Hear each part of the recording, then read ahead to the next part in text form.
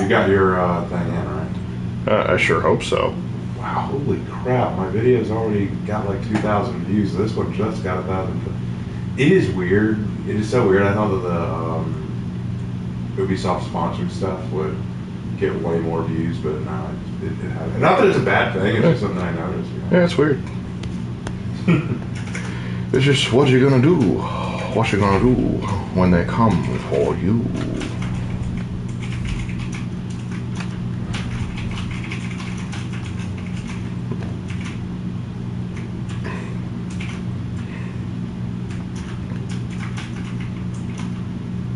I think you're day 6. That or day 5. I'll check it just a second. Let me find your... Right now I'm just owling. You're owling. Owling. They don't even know I'm here. Owling. All the way. Do you remember Zaboomafoo? Son of a gun, that's a memory inside a memory right there. That I saw that on Amazon Prime the other day. Is that not crazy? That's just all the nostalgia right there. And I was like, how? Are you guys really not going to respond to the fact that I just blew up 2 of your buddies? No, I'm not gonna. I don't think I'll respond. Just not of interest. Just It does not matter. It does not matter, bro. doesn't raise any alarms. Just like, nah, I never liked those 2 anyway. Anyway, what's for dinner? All right, you should be live now. First let me check and make sure we got the right day. Should be live, but already. Yeah, you're. This is day 6. We are correct. All right, let me pull up the. Kill the volume so we don't get echo. Echo. Let me pull chat up on mine so I have a secondary. All right, I'll go ahead and increase the size again since you like that. I do like it. Yeah, increase the size again, JB. You know I like that. See, come on now. Come on. All right, you should be good to go. Should be the operative word. Howdy there, Jack. Oh, right. Jack. He's a psychomaniac. Jack. That's another old reference there. Yeah, it is. All the old references tonight. Yes. Howdy, y'all. Well, howdy! If not the most accurate accent for this part of the country, but you know. At this time period? No. No. It would still be very British. Actually, the British accent as we know it would just still be developing. That's not what the game told me. The game? You trust the game? Oh, mate. You having a laugh? Maybe I am. What are you going to do about it, man? I'm going to go take out the garbage real quick, and then I'll be back. The garbage, alright. Stay safe out there, bruv. No, I'll be fine. I've got me knife. That's not a knife. This is a knife. Oh, you're right. I'll take my sword here, what? Hey, what? Alright, let me grab that, and grab my phone. Yep. Now let's see if we I'll can... strap on my bloody sword. Sure, a bit unnecessary, isn't it, bruv? Well, no one's going to come mess with me when I got a sword, isn't it? Yeah, sure they will, and they're worse than any burglar. And are there any beavers? Do you need beavers?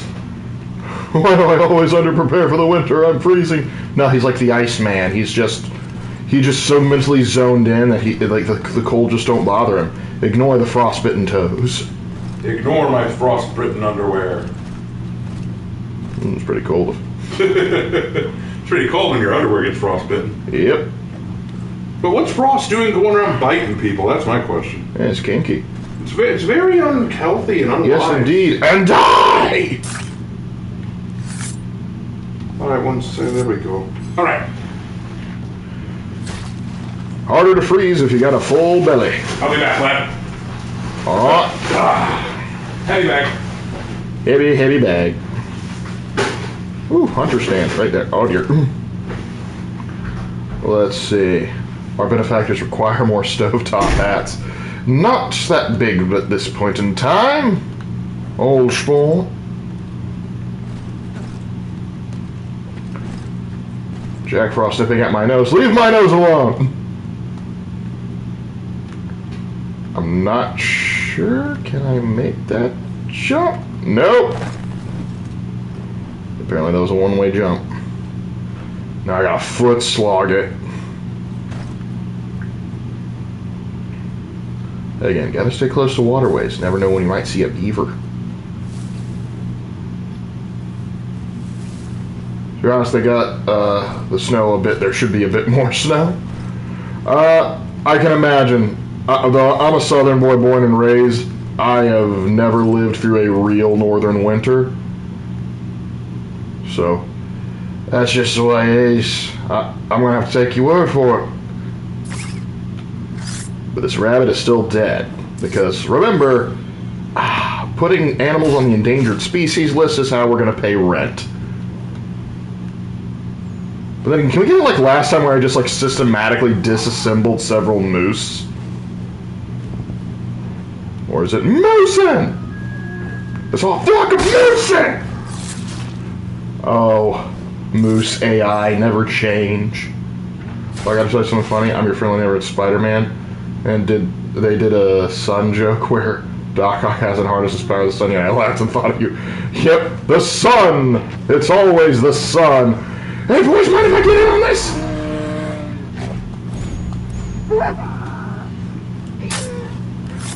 Come on, get me, big fella. I said get me. I said get me.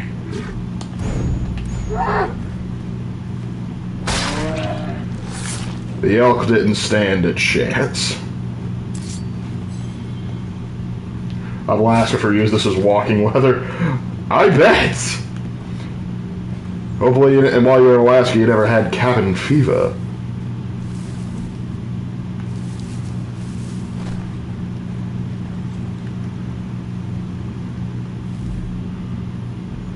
Yeah, mostly I'm just traveling south when I should be traveling west. I suppose I might as well start heading in that direction. See if I can bag a few more elk along the way.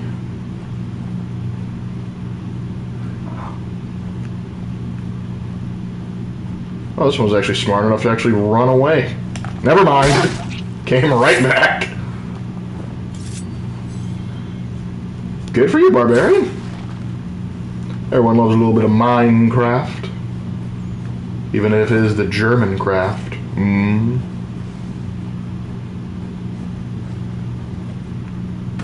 Well, you're not wrong. You're definitely not wrong. Because it is fun. And this is the game that inspired just like, well, that and that. The second game, too. It was just like the sun, it's the real enemy. And I'm just like, yeah, because the evil organization that apparently controls everything of modern society isn't the real danger. That wasn't a compelling enough villain. Alright, time to go inside and sell off all my... I don't think I sold off all my stuff from last time, so I gotta see how much elk nonsense I have. So, what can I do? I'm gonna sell you some game. Shoot! I'm gonna make almost 3,000 on this. Elk meat. I only got 4 elk meat. How many elk pelts? Oh, I must have sold some since last time. But yeah, still. Again, like, one of the quickest ways to make money in this game is just poaching animals. Let me just go ahead and cap off on all of my ammo.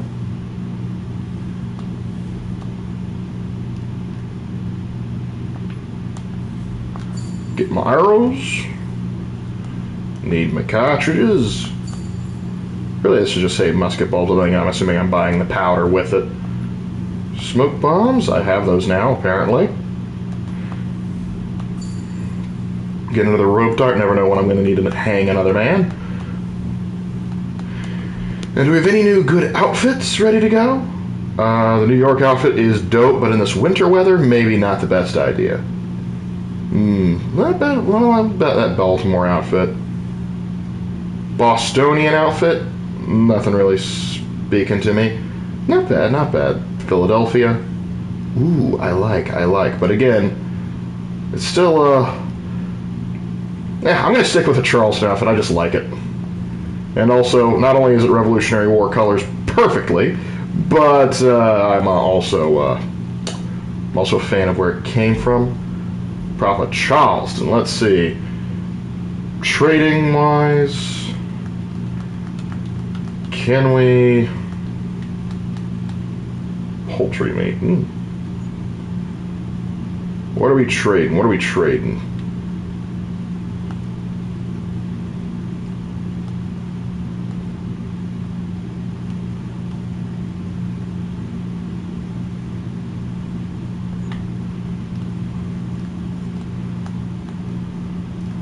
What can I make? Flour, disinfectant, missing resources.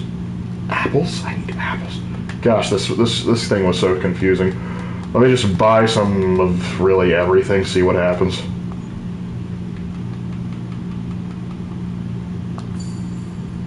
Gonna buy you out of everything. We're gonna sell everything, try and make a profit.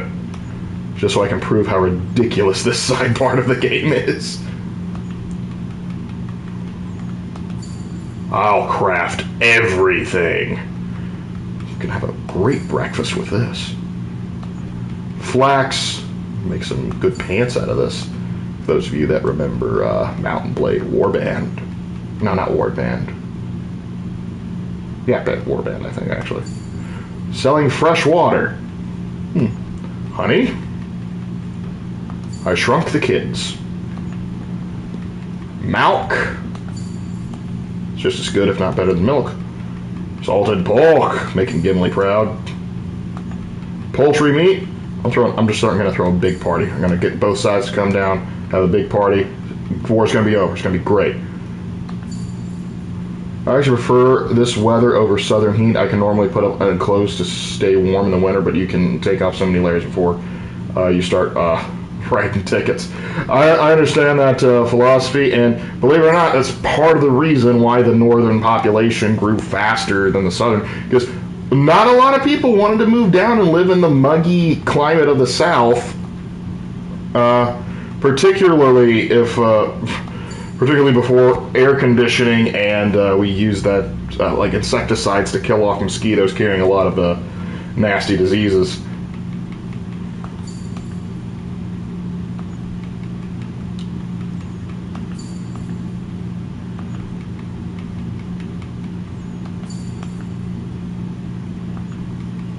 Don't know why I need to buy kindling. I can just go outside and find that, but sure.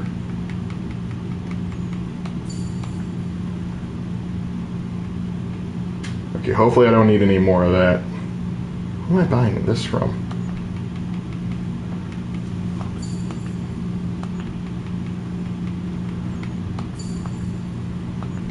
Snake root. Greetings, Lark. How goes the colonization? It's a process. Right now, I'm trying to experience mercantilism. Beaver pelts? No, I take pride in getting my own pelts. Gib clay. Copper ore. Now we're getting into precious metals. I can buy just straight up gold.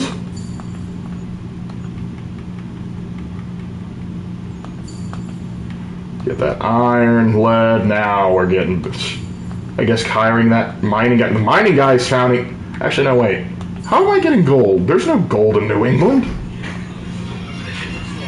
Rock salt's a big must. Right, I'm not buying sand. I can go outside and buy sand. Hey. My earbuds got it while I was walking. All right. I didn't realize my case got a charge. All right, now we can go to crafting. Disinfectant, flour, glass bottles, nails. Let's see, salt. That's all I can make right now? Alright, we'll do disinfectant.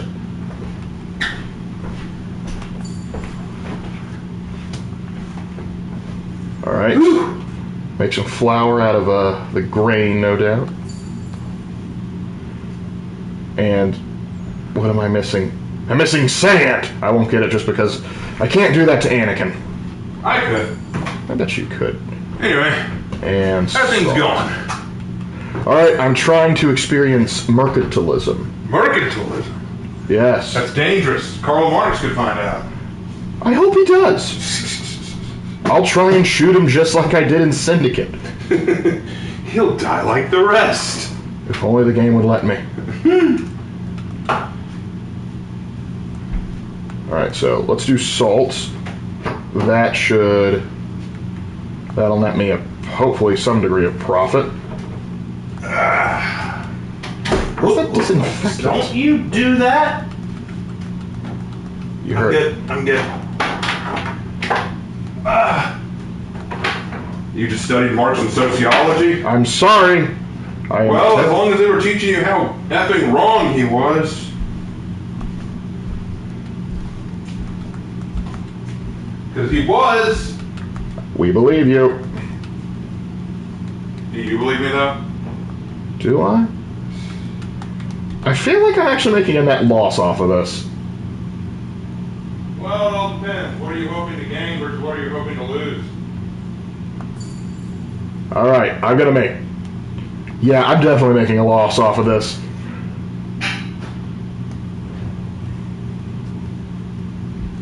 But maybe the real losses were the friends we made along the way. Okay, that's enough out of you. What makes Marx wrong? I'm genuinely curious. The fact he doesn't understand human nature. Marx was wrong on several factors. First of all, let's address the fact that he was a massive hypocrite. He lived off of the welfare of other capitalists, and that was his whole modus operandi, basically that the rich should give back to the poor, but not because out of charity, but at government mandate. He did not understand human nature, like Lark said. Marx believed that mankind was naturally good and generous and benevolent, and that what needed to happen was the greedy, evil bourgeoisie needed to step out of the way for the proletariat and the working people so that they could rise up, and thus no one would have to work ever again. We would just live in this happy little utopia where we all shared and we only took what we needed.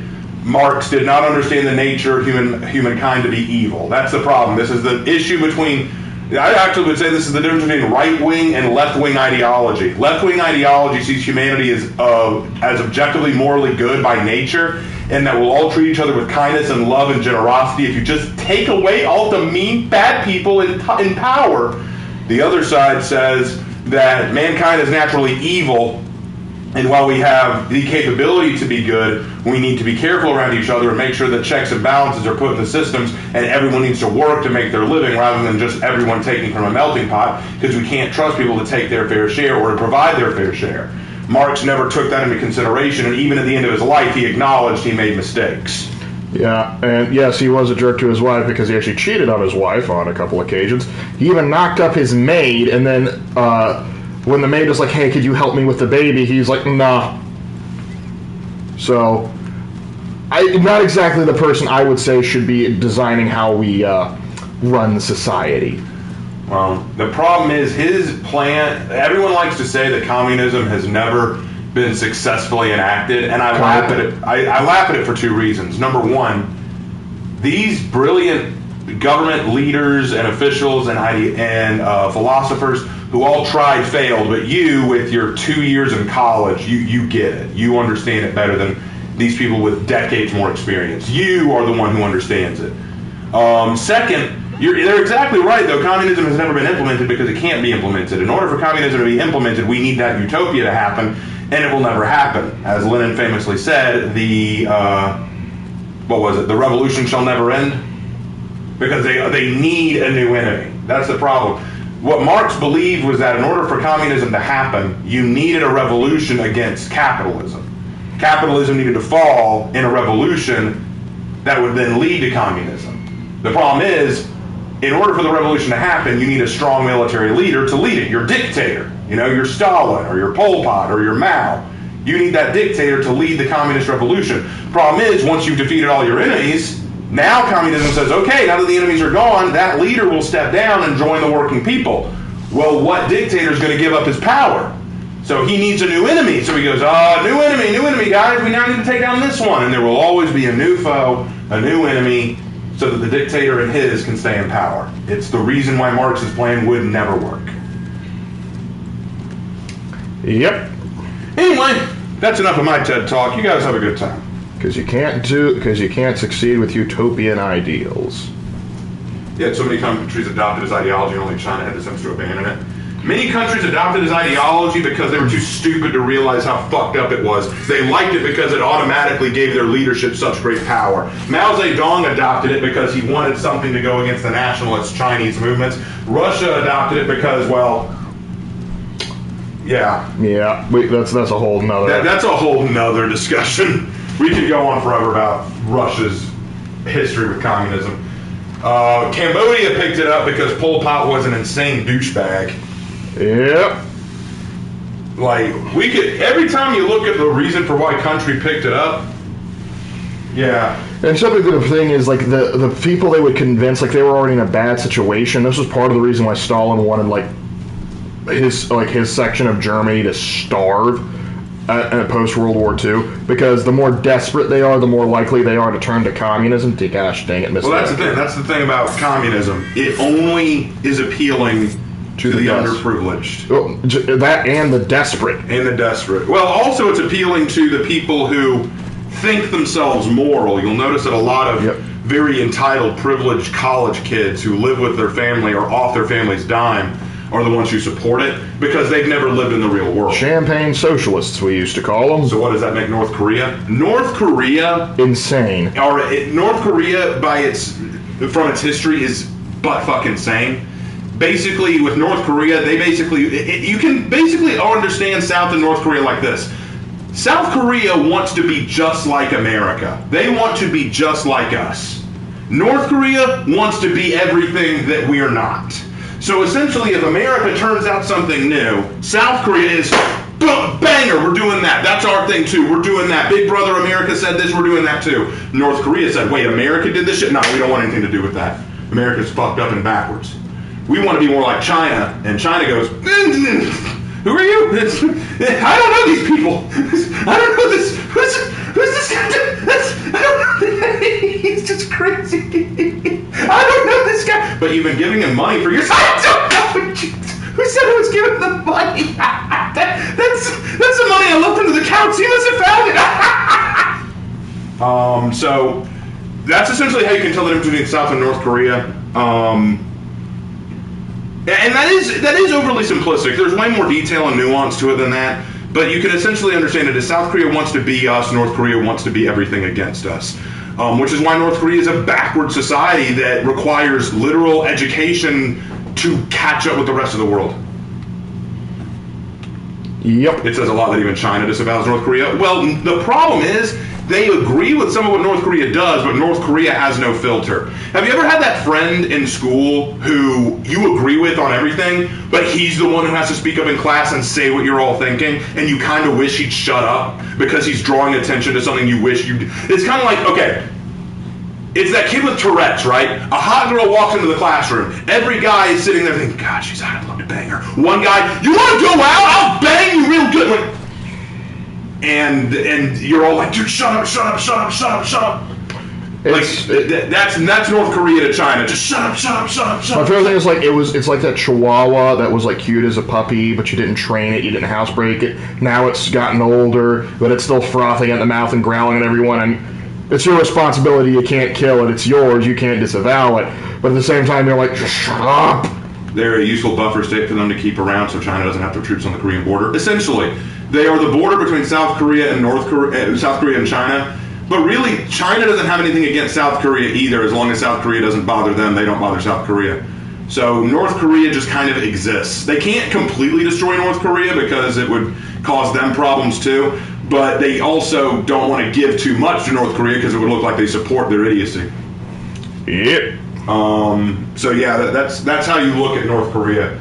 Hell, North Korea kind of exists just to try to one-up South Korea. Just to try to say, hey, South Korea, I'm cooler than you. And South Korea goes, no, you're not. Your leader's a fat baby in a wig. Do you take that back? No, we know, I think we're right. Well, you're just America's puppy dog. You take that back. There are literally, no, I'm not even kidding. If you go to the border of North Korea and South Korea, they literally have speakers set up to constantly throw insults at each other. There's just constantly insults and threats thrown at each other constantly. Nothing happens, they just keep yelling at each other. It's true. It's crazy. It is wild. Now, welcome to Valley Forge, gentlemen. At least I think this is Valley Forge. But Anyway, I'm sorry. I took over. no, you're fine. You're fine. But while we're here, too many tents. These actual houses are pretty accurate, as they kind of just had to build what they could to survive. Yeah, North and South Korea. So Northern Red is having a They pissing live in a contest. pissing contest. Yes, it is a giant pissing contest, and South Korea has always had the bigger swamp. So But another thing I want to point out is here, since we can sort of see like them in the middle of building one of these they should actually have a little divot here, like where they like dig into the floor to help try and keep things warm. But I think we can be a little forgiving. Not to mention, how come more of these people are wearing uniforms? Most of these people should be in rags. well, I'm all set up in my room. If anyone has any more questions or concerns, let me know and I'll come address them. But my speciality is mostly Asian history, so that's why I can talk about that. I'm not a sociology expert. I just know why Marx is an idiot. But It don't take an expert. it don't take him. It don't take someone with a above temperature IQ to figure that out. Yep. But anyway, Will, have a good time. Yep. All right. Let's go ahead and talk to old George. Old Georgie. Commander, Georgie. Where are the rags and the bloody footprints? Georgie. Blood's frozen, dude. You want a balloon? not yet. Have fun. Will do. My apologies. Don't take candy from strangers. I'll do what I want. Supply Damn it. caravans meant for the camp have gone missing. I suspect Oh shoot, maybe I should have sent those supplies that I sent to Boston to here first. They might have been able to use some of those supplies. prison has vanished as well. The two events are surely related. What was his crime? He was caught sending letters to the loyalists detailing our true strength. Gosh, we got mad at Benedict Arnold for doing that too. What? That we might avoid war. Talking about Benedict Arnold. A bold lie. He was a I traitor. will find you. Yes, he was. Why? What Did you reason? join Boris? Not what I meant when I said traitor. Oh. As you wish. We've received reports of trouble along the southern road. Might be he's responsible. I suggest you begin your search there. All right. I love that our interactions are so short and that we don't get to talk to you more. Wait, I get to talk to. Is that Marquis de Lafayette? Connor, There what you do you are. think of my work thus far? The men are bolstered, focused. We're not going to talk about Baron von Stoibitz, are we? You are too kind. Lord knows my journey was far from certain. The trials we suffered getting here were strange and many. I dressed as a woman, Connor, to evade British spies. Did you know that? I did not. As a woman, you said? Connor's interested. It is the truth. King George had already stopped our crossing once in Bordeaux, threatening to seize my newly purchased ship, La Victoire, and arrest me. But I was born stubborn, and such a warning. Sorry, just passing through. So we It's rowed to fine. Spain and bought Looking for passage something. aboard the ship there. George's spies had followed us every step of the way. Oh, Disguise was the only remaining option. Yeah. No man can doubt your commitment, and you are invaluable to the cause. You did what you needed. And for those of you that don't know, this is the Marquis de Lafayette. He was basically our French liaison, and well respected by Americans even to this day. Kind of wild, just like, oh, by the way, he's here. You can talk to him. I was like, but we act like we're familiar with each other. Like, I'm sorry, was I supposed to like meet him earlier? But Lark, did you know our Lark? Think George would have wrote down if he had met an assassin like Connor, if he had met one. I know it did not happen, but why do we meet George himself? It sounds like playing. Well, you got to keep in mind, we actually, because that would apply to others too. Like in the first game, we met Richard the Lionheart. In the second game, we met Lorenzo de Medici. So we're no strangers to meeting big characters. Heck, in Revelations, we met Suleiman the Magnificent. So all in all, it's not impossible. George Washington wouldn't have written about every single person he came across. That being said, though, I do think he would have taken a particular interest in Connor if he met a man that could pull off the nonsense that Connor could pull off. Now I gotta start collecting food. The boys back home are freezing. Lafayette sounds like the general, sounds like Geralt from Liberation. Did they reuse voice actors? Oh, they reuse voice actors all the time. The guy that did Daubeny has been like multiple Ubisoft productions. So yeah, it's not uncommon. Like, for example, in the guy that did the main Templar in the first Assassin's Creed game, he does a black French assassin in Rogue. And the guy that did the Teutonic Knight in the first Assassin's Creed game, he does a Byzantine guard that you chase down in one of the catacombs in Constantinople. Ah, they wouldn't expect me to come in through the window. Through the window. There we go. Ha ha. Shouldn't I see? That's cheating. Maybe we go through there.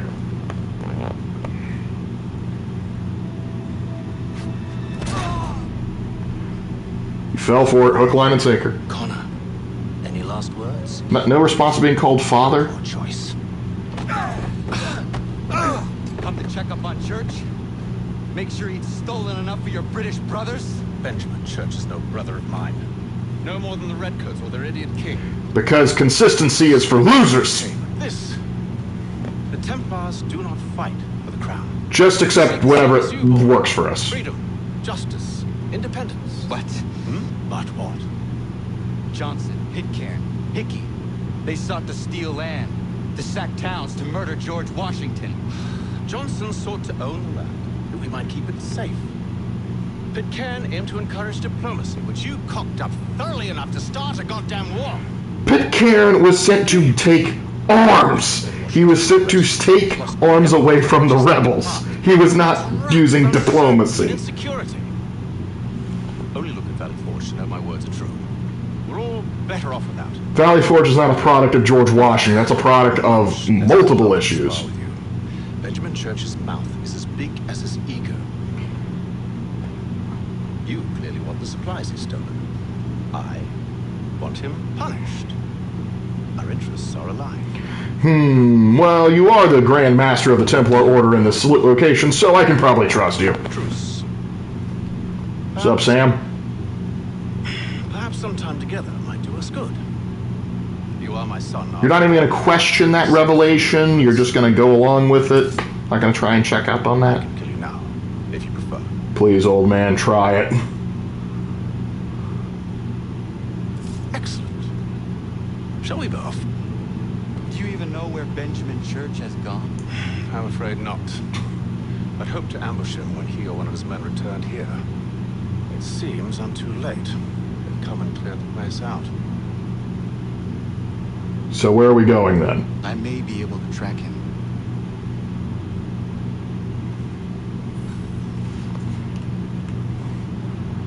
I mean, should we both be able to? We both have eagle vision.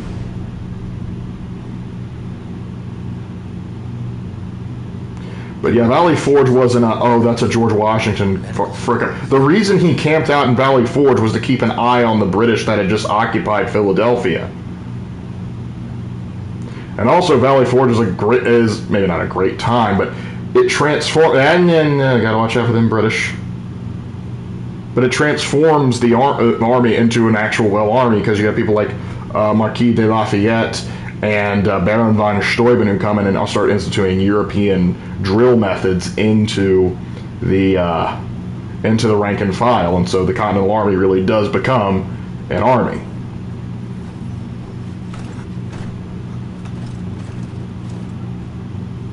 And he couldn't get a better house because the nearest better housing because the nearest city that could house them was Philadelphia. Yep.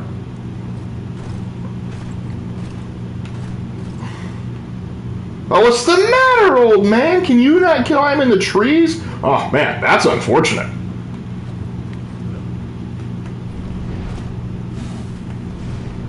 It's not my fault he can't keep up.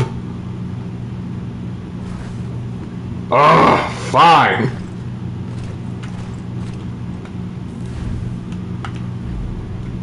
But that officer hangs for this. What's the matter? You don't like it?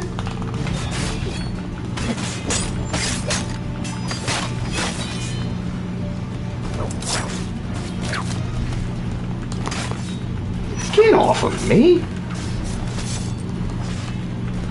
Oh, wow. Dad still got it. Is this what it's like to have a competent ally?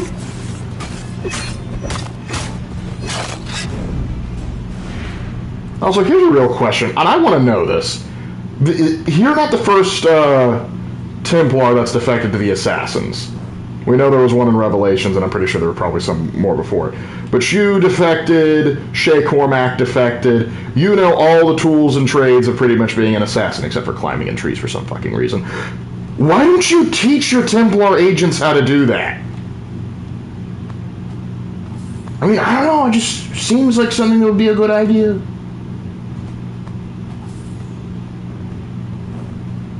Just so weird. So wasteful. Alright, anyway, now that those guys are dead, making a Black Flag remake. Any thoughts? Sure. Sounds. I like Black Flag, but not sure what exactly they're going to change. So, oh, hold on, we got a cutscene. Just mine, Luke. Going to freeze to death if I don't get this fixed. Gotta freeze to death just by wearing what you are. Oh, buddy, you gonna pay the toll? Well played. I can't agree with Hatham on that one. Subtlety is not your strong suit. Get back here! Why, you oughta... You gotta catch him in 20 seconds! And... got him. It was not wise to run. What do you want? Where is Benjamin Church? I don't know. We was riding for a camp just north of here, is where we'd normally unload the cargo. Maybe you'll find him there. Oh, that. You did not have to kill him. Let's not waste time with all this pointless banter. Go catch up with the rest of Church's men. Infiltrate that camp. And also, Connor, let's not pretend like we don't have a body count in the triple digits. Who's more blunt, Connor or Dorn? That's a good question. I'm gonna have to give it to Connor because I at least know of Dorn cracking one joke. I cannot think of Connor cracking a joke.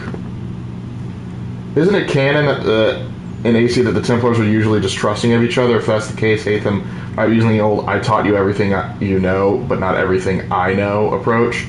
Potentially, but in that case, we should see some of the Templar soldiers that, or some of the Templar agents employed, at least have some degree of the training.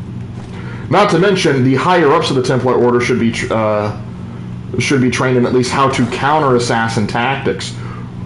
Like Shay Cormac during this time period should be doing nothing but teaching a lot of the Templar Order how to counter people like... Oh, crap. You gotta be careful. Stay in range of your target, because fractaling missions. It's a hard way to go. All they need to do is raise the white flag. They should have done that a long time ago. All this fight. Now, look, random question, but how was your day and what did you eat for breakfast? Didn't really eat breakfast. And, it was wild. Had a tornado warning while we were working, so I had to get all the kids out in the hallway and then, you know, duck and cover and all that for a good 20 minutes. Yes, we all hate the tail-end missions. Because it's so important I be here to listen to them just do nothing with each other. A bunch of corn husks, too. Or at least if the guards know what they're doing, it's assassins be like far more armored, and I wonder it won't be pushovers like maybe full armored knights. They won't get stunned by smoke bombs. Yeah, so maybe not full on armor because that might be impractical, but at least know like, hey, don't go immediately over to like a sack of hay and expect shit, man. Like this dude right here.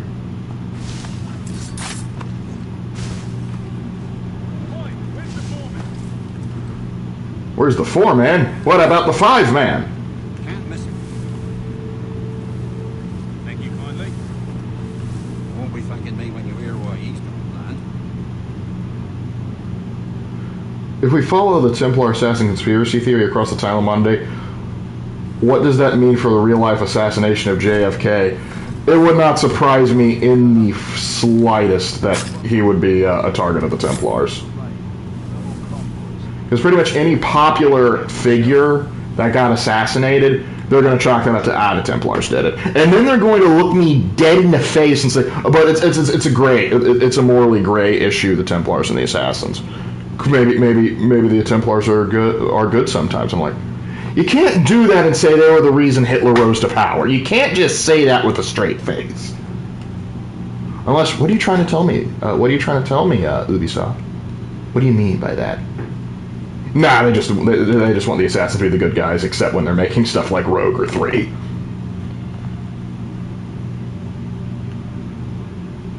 So you guys gonna keep talking, or what? You know the German enemies that spawn at Notoriety 3 give the Templars their moveset. The Hessians? Ubisoft made Roosevelt a Templar, so they'd probably make JFK one too. I don't know, not necessarily. Also, which Roosevelt? Teddy or FDR? Keep talking.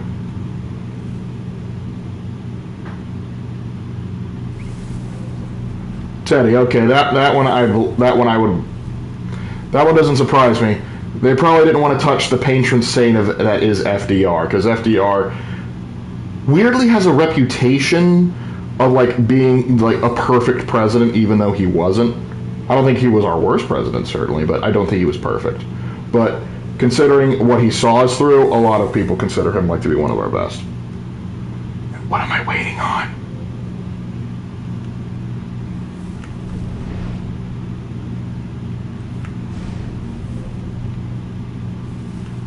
Can I just start systematically executing people now?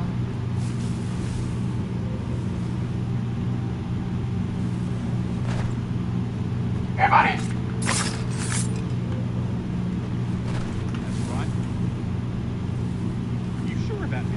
I had to kill someone and then finally oh crap, right, we have a job to do. You're so concerned, take it up with him. FDR would have been a better Templar fit than Teddy if you ask me. Honestly, I would agree, because FDR was big in international cooperation and an international order. That sort of thing, with the United Nations and all that. So that would fit more with a Templar motif than Teddy, who was just about I want to make an American empire. I mean, I suppose you could if you wanted to stretch it a bit, but still.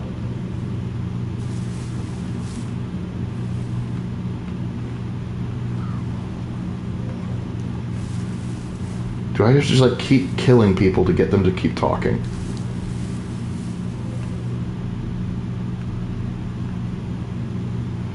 Columbus is also that's a shock to me. The fact you make Columbus an assassin? They hate Columbus. What are your thoughts on AC always making the Templars the villains? They didn't. There is one game, actually, this game and Rogue, they both tried to be a little wishy-washy. Well, Rogue, they just made it the Templars straight up good guys, except in the modern day, they just made them dumb. And this game, they try and, at the very end, the Templars were actually right, because America's bad.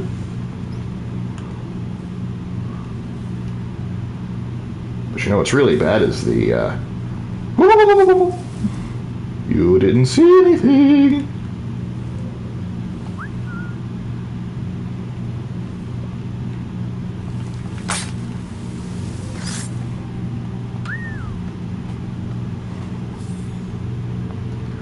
Also, the Templars are dumb in the modern era. Okay, so if you play Rogue, it's just like Black Flag. I'm not sure if you're the same guy you were in 4, but you're a person that works at Abstergo Entertainment, and there was a big data hack into their mainframe by the assassins, and they did it through your computer, and so you got to help out these these higher up level Abstergo security agents.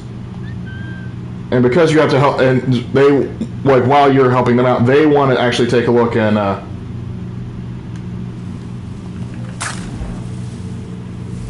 well, good. I'm glad he's lost, because he wasn't doing anything. Let me lose pockets. But yeah, so the whole premise of Outside the Annis is in Assassin's Creed Rogue, they want you to look into... okay, there we go, save.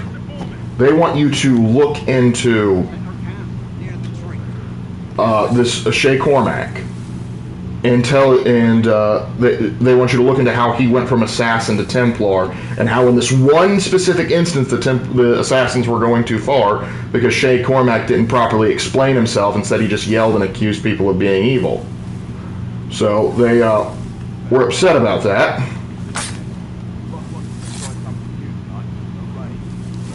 But regardless, they wanted you to see Shay's story, record it, and then upload it to the assassin's mainframe, because apparently you can just do that, just to try and spook them. Yeah, the whole point of Assassin's Creed Rogue was just to spook the modern day assassins. So, good job, idiots. I mean, you act like they don't know that assassins have turned traitor before. That literally happened within living memory of them. It's not like it's going to be some great revelation. So yeah, the modern day Templars are just dumb.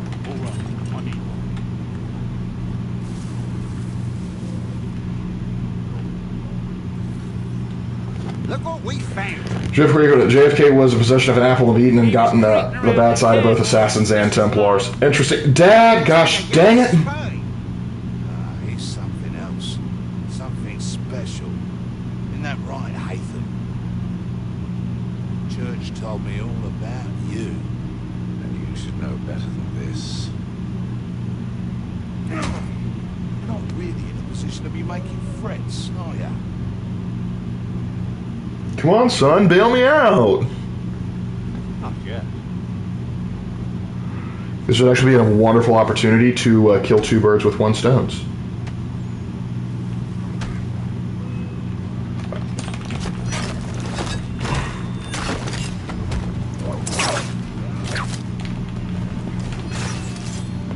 Ooh, I'm so scared. Not today, pal. For these louts? Meet me in New York. All right. You mean to just leave now? If you can't handle a couple of mercenaries, then we've really no business working together. Excuse you, who needed to save who back there? All right, who wants to die next?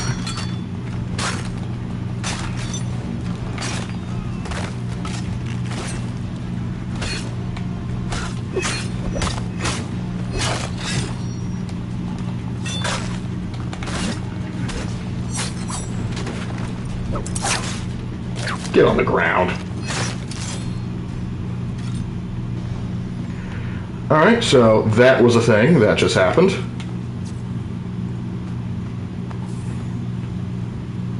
JFK got popped by an assassin sniper. JFK driver grabbed the apple in the confusion, and Oswald, a Templar agent, was set up as the fall guy. Oh, that's a bold choice of take right there. That is a bold choice. Anyway, bud, sorry. It's nothing personal. Oh, I guess I'm just not allowed to kill him. I just, instead of mercy killing him, he has to die of hypothermia out here in the snow. Well, good to know. I know Raven's favorite Space Marine Legion is Dark Angels. What about you? Yeah, it's Dark Angels too. It is Dark Angels. I'm tempted to do my own list because there might be some discrepancy in how we view Space Marine Legions, but we're pretty much of one mind. Dark Angels are my favorite Legion. They're also my current favorite modern day chapter because, well, I have a Dark Angels army. If I spend time painting them, they kind of become my de facto favorite. Because my original favorite was in terms of chapters, was Black Templars, because that was my first set of minis, my first combat patrol, if you will.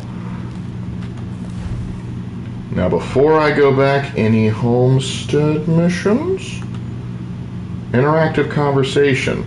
Now, they say interactive, like I actually have some say in the matter. Dinner date, what? Yeah, so I'm a big fan of my boys in green. Let's see. Oh, hey, they're at the thing. What's up, dude?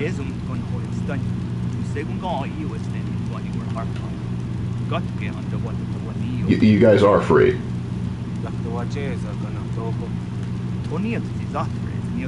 Oh, hey, those colonists are cool dudes. You don't know.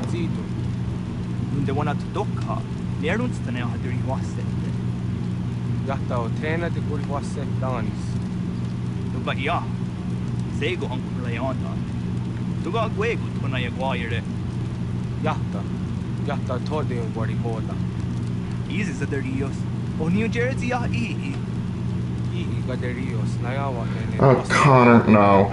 Listen, actually, if you wanted to secure their position, actually having them ally with the Patriots would probably go a long way.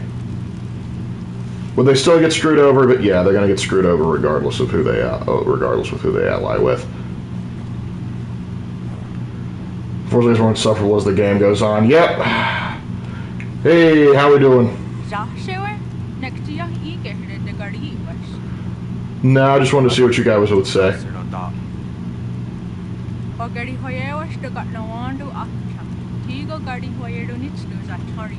Also, not gonna lie, when I was in con, I was like, listen, I can save the village, but I'm gonna kind of stay in Achilles' crib. It's kind of nice. Grandkids, Grandpa, figure out what Warhammer armor I want. Guardsman. No, you foolish boy. You'll be bankrupt in no time. Oh gosh. I got my buddy into Warhammer, and he immediately was like, I want to do a guard army. And I was like, I'm going to warn you. That's pricey. And he's learning. He's learning. Because I actually got a call from him like about a month after I got him into it. And he's just like, I just want to say, thank you for the new crippling debt I now have. And I was like, I warned you. But now you're one of us. Now, I probably should go back to New York so I can actually, start doing work. But I want to see if we have any homestead missions. Your thoughts on the Alpha Legion? They're my favorite loyalist in quotation marks. But then also, of course, traitors in quotation marks. The Alpha Legion are... My thought on the Alpha Legion is this. Everyone asks, who's Alpharius? But no one asks, how's Alpharius? That's what I have to say about the Alpha Legion. Because they're kind of a meme, and I think they've had like a couple books, but they're not up front in the lore by their own nature, because like the spies and infiltrators, they're not in the lore. They're not up front in the lore enough for me to give them a lot of attention. But I do kind of like them in concept. But I haven't given them too much thought, and that's exactly what they want.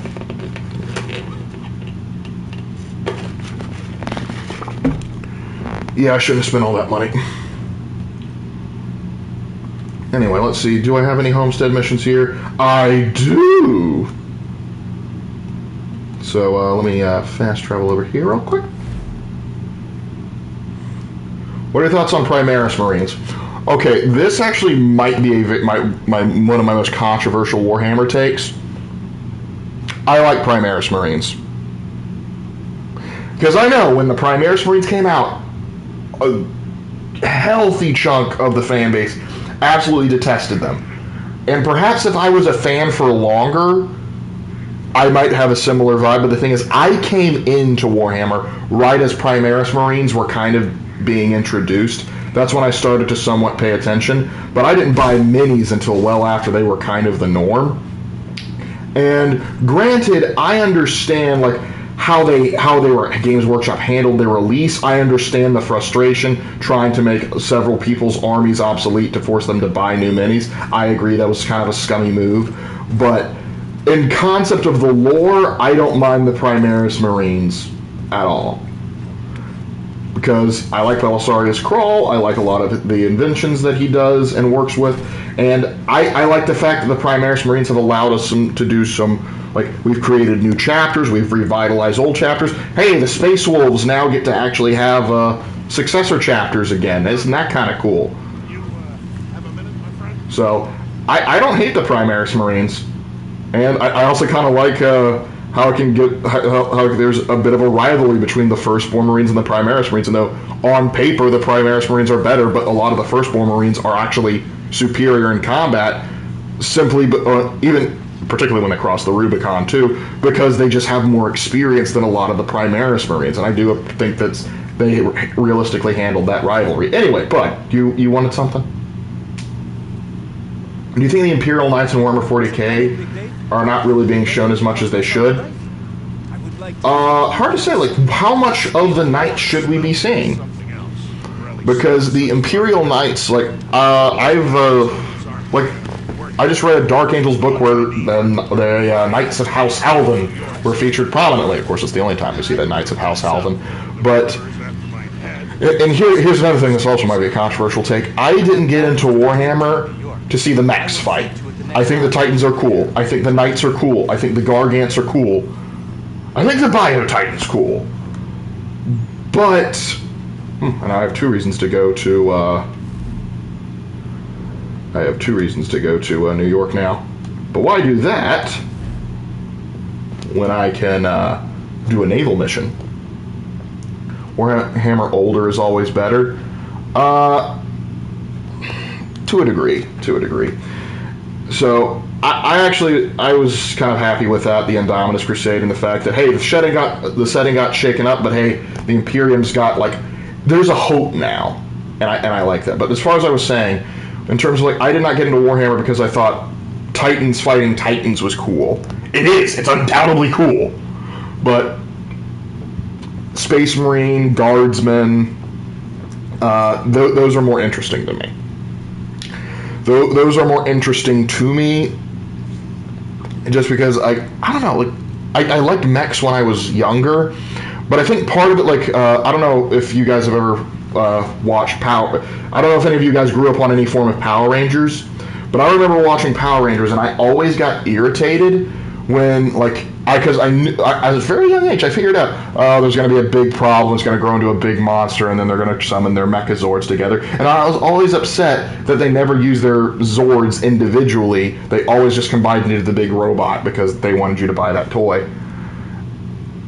And I don't know, I guess that kind of, like, initially turned me off to mechs, because instinctively, I know they should be cool. They are cool.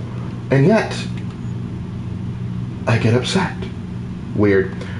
Let's clear out paving the way, and then I can start hopefully using this place as a trade route. Start trading to St. Augustine. Apparently, the Templars use JFK sessions to their advantage, getting their agent LBJ into the president's office using the Apollo mission to retrieve the apple from the moon.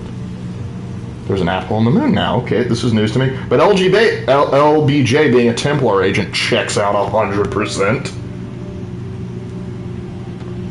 Ever since the third sphere of the Tau, there's been a lot of focus on developing new technologies from every faction, bar the Necrons.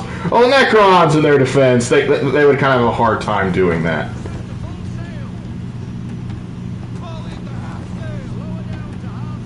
We're going to go through this rock, not because it is the smart thing to do. Do you hate the Tau like Raven does?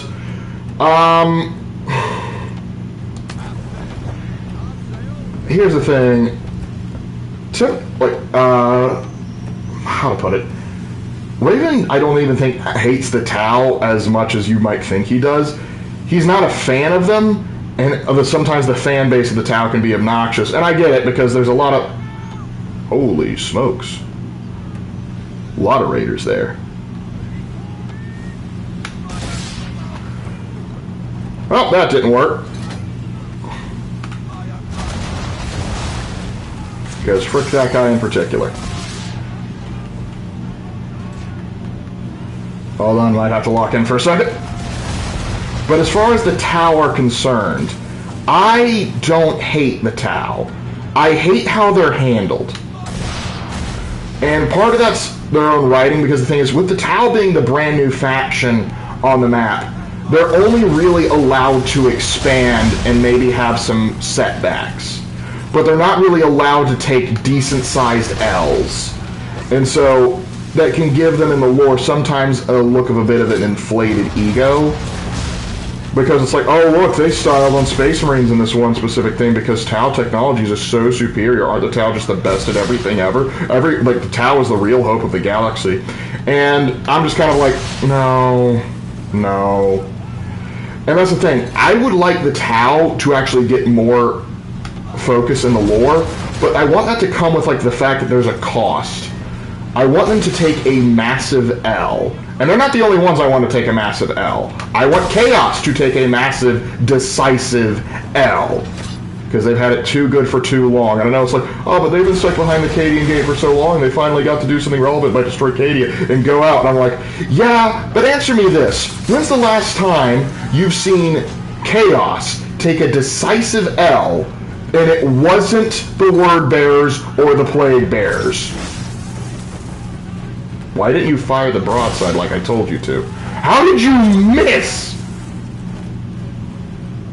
I just like how these guys have should have been destroyed in the Great Crusade, and the Imperium can't seem to get their act together to destroy a super small kingdom of aliens. Well, that's just the thing. They're not a super small kingdom anymore.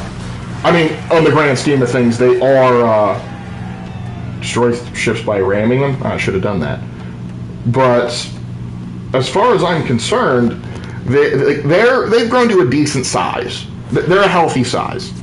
But the thing is, they aren't big enough that they can take so much damage. Because so basically, the 40k version of Horkos,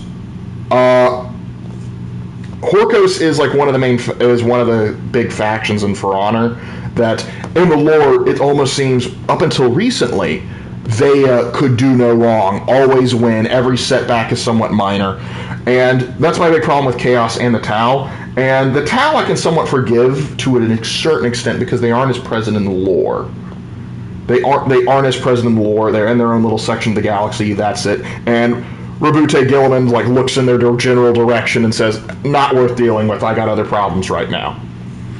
But I would like the Tau for once to because here's a bit of lore. If you've ever read the Dark Angels codices, you know Lionel Johnson has actually appeared on an Imperial world and stopped a Tau invasion. It is now canonical. A Primarch has met the Tau and stopped them. Now, I know someone's like, oh, it's just for a diorama in the codex. It's not actually canon. No, it's canon to me. Because it's in Games Workshop material, it should be considered canon. I wrote a book about that. Because keep in mind, when the Tau first saw a Space Marine captain and they killed him, they rejoiced because they thought they killed the Emperor. Only realized, no, that was not in fact the Emperor. How would they react to see a Primarch and go, that's one of the Emperor's kids?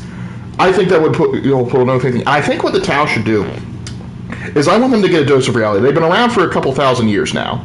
I think they should get and they've started to build up to this in the lore, but I want them to actually have a schism, a full-on divide, and you can even have Farsight sort of help poke and prod this, with the idea of hey, the Tau Va, the god of the Tau, coming up, and you actually have some of the Tau start to defect and say, hey, we actually think we should worship this, and the Ethereals start to go, no, that's not what we want to do. We want to keep it, holding on to our control, and we see that schism, and they start to actually fight. And perhaps they each grow as a part of this conflict, and where they actually have to start adapting to in ways they didn't think would be possible before. Another thing I would like to see the Tau do, because I think this would be really cool, is I think the Tau should get hit very hard by Slaanesh. Because the ones the Chaos that they fight the most are the Plague Marines. Problem is, though, the Plague Marines are absolutely the worst ones to send against them because they're slow and lumbering in comparison to their cousins, and so they're perfect fodder for Tau marksmen to just pick off. But the Emperor's Children and Slaaneshi units are renowned for being fast. If they could get in there, and they could actually give the old boys a run for their money.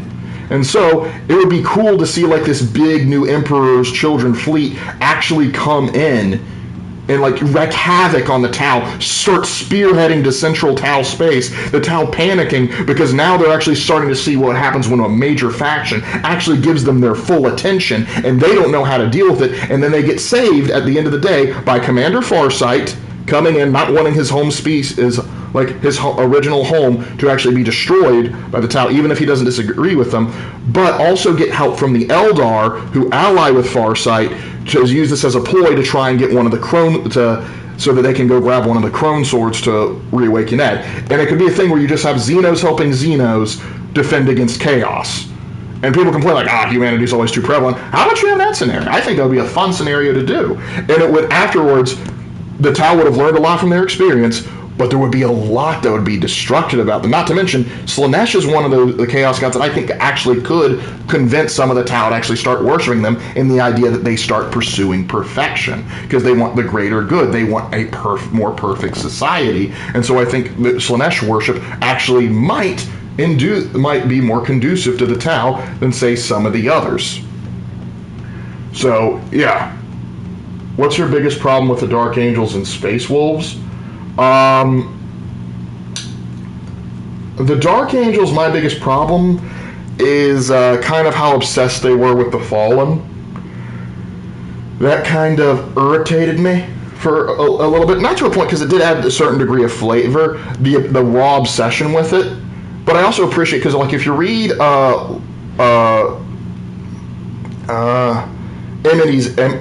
Lazarus Enmity's Edge, which is a Dark Angels book, you actually see how there's some schism in the Dark Angels themselves, how they're kind of like, hey, this bothers me. And so it's a little fleshed out, but I kind of get the idea behind it. And I'm happy that with the Lion returning, they're treating it a little bit differently in how they interact with the Fallen, and that there's a chance of not just killing the Fallen they find, but also the Fallen joining the Risen. And so I like that aspect. The Space Wolves, though. The Space Wolves. You are late. We came as quickly Oh gosh, why are you yelling at me? What happened to your escort? Le Randolph started with us. Then the Why is a Frenchman yelling at me? Typique. This is why the lieutenant insisted I come aboard. Am I gonna have to listen to you yell at me? But anyway, the Space Wolves. My reasons for disliking the Space Wolves are very much similar to What? The Atlantic is a dangerous. Belladonna. There's a Beast in Black song about you. Desirable stop. You must be glad to see us. Wolf. It is The Space Wolves have Bjorn and Lucas, that's all I care about. The Space Wolves, I think, my biggest issue with is just how much they can get away with. Belladonna could be upon us in an instant with this fog. And the idea that basically Games Workshop treats them as a special child, just like the Ultramarines. Not as bad as the Ultramarines, nowhere near as bad as the Ultramarines. But despite being so small, they get so overrepresented in war. I think they are far more overrepresented in war than they were, because like these guys get a combat patrol. They get a full-on combat patrol and a lot of other like unique stuff to the Space Wolves. They get a lot of books and other stuff like that, and I know the big reason. Look, Vikings in space! But the thing is, as cool as a concept as Vikings in space, Vikings in space kind of works better as a concept for Chaos, if I'm being honest. I also might be just lamenting the fact that we lost Norska. But regardless, the Space Wolves get to go around and dunk on Magnus for like, haha, you silly fool, you're a filthy wizard and all that. What are those behind you? Oh, those are rune priests. Those are totally different. They don't count. It's like, what the heck? What the heck do you mean? Also, Lorgar, you're not allowed to worship the gods. That's absolutely crazy. Being spiritual, you dumb fuck. How could you possibly? Oh, what's that, Lehman? Your boys are called the Emperor the Allfather and have a very spiritualistic nature? That's okay. And yes, I know Lorgar. The big problem was Lorgar was slow on his conquering worlds because he was busy spreading the religion. I get it, but it still reeks of hypocrisy. But I will give Lehman this. At the very least, he did have a good relationship with Lorgar before, because of the fact they were both spiritual. Good Lord, how do they have more? Did they just... That one just came out of the ocean. That one just came out of the ocean. Ubisoft, Ubisoft, I'm not even mad. That's not a bug. That's a feature. We're fighting Davy Jones, boys. This is Davy Jones himself.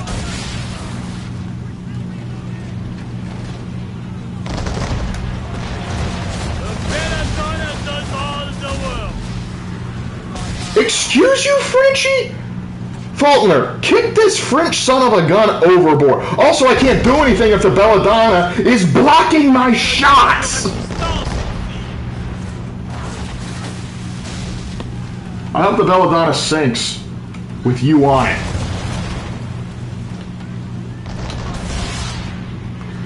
Anyway, it's the Flying Dutchman.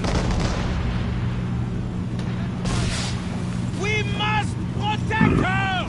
Oh, I thought she was saying she was doing most of the work. Oh, now they need my help? We must protect her! Oh, the desire to throw you overboard is getting bigger.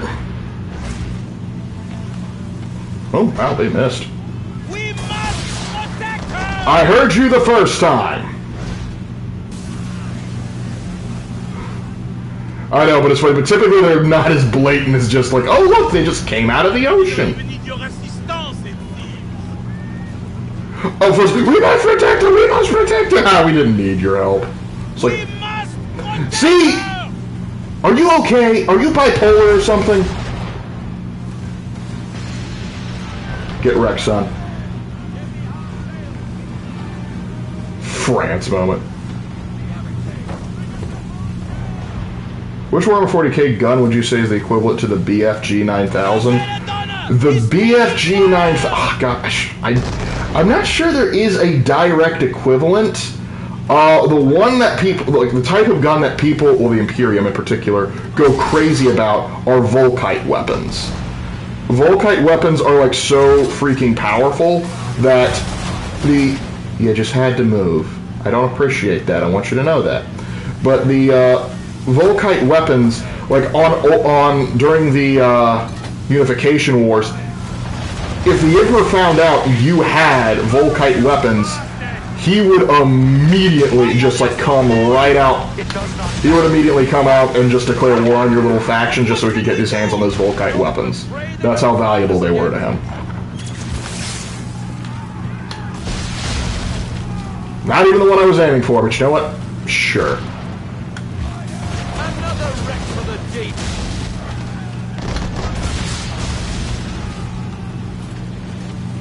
Alright. Ah! The power of the French Navy is clear! You know, I'm fairly certain I actually sunk more, but you know what? I'm not going to be bitter about it. Man of war! Hey, Lark, do you think the Tyranids need to win? I think they do because they are said to be a really big threat, but they... The Belladonna's main mast is down, Capitan! We must stay close to her! I don't have to do a dang thing. Because remember, the power of the French Navy is clear. It's so clear, my dude. Can't you just see how clear it is? I must know how the English knew about the Belladonna. We take her as prize, men! Hold her! Es-tu fou? Ah! The Belladonna does all the work! The Belladonna is down. I don't know what you mean by he's doing all the work. I will sink the Belladonna myself. Why are you ordering for round shot? We need to fire the chain! What? The Belladonna is taking fire! Good, it deserves to die.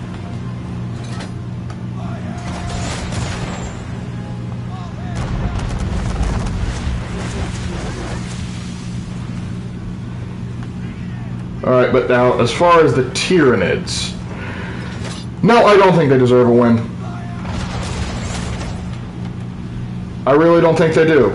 Because they actually did get a win recently. And it was player-earned. The players actually earned them a win. You be a meat shield for me, would you, Belladonna? Since you're so great, you know, the French Navy's so special. But also, another thing I'm tired of hearing, and I think the biggest problem was, like, was your point? I was like, the Tyranids are supposed to be a really big threat. They should have a win to justify it. It's like, well, maybe they don't need to be a big threat. If they can't bring the same narrative stakes that that Chaos or the Necrons can bring, maybe they don't deserve to be the big threat. And I'm tired of like, oh, the Tyranids, they're so big, they're so powerful. They're just, don't you know? They're just gonna, destroy everything. They're just gonna come in and just like consume the galaxy because they've consumed every other galaxy. We're the last one or something along those lines. We've only begun to see the beginning of everything. I'm like, yeah, no, I'm not interested. The Tyranids are a fun enemy to fight, but they are nowhere near as interesting as Chaos or the Necrons. There, I said it. Taking fire! The Space Wars Dreadnought Bjorn, the Fellhand, is the most famous Dreadnought in 40k. Oh yeah, because he actually knows his, he actually knew... Job, Captain! Defend La Belladonna! My job is to not listen to you.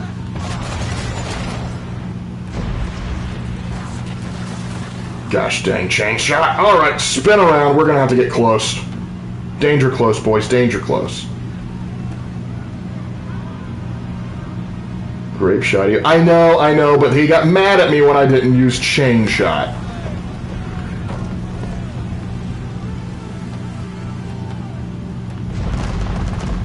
La Belladonna is taking fire! I am well aware he's taking fire. I am doing what I can to make sure she doesn't take fire. If Connor wasn't so annoyingly insistent... We must protect her! Gosh. And the French wonder why we get irritated by them sometimes. Alright, you can't miss this one. Finally!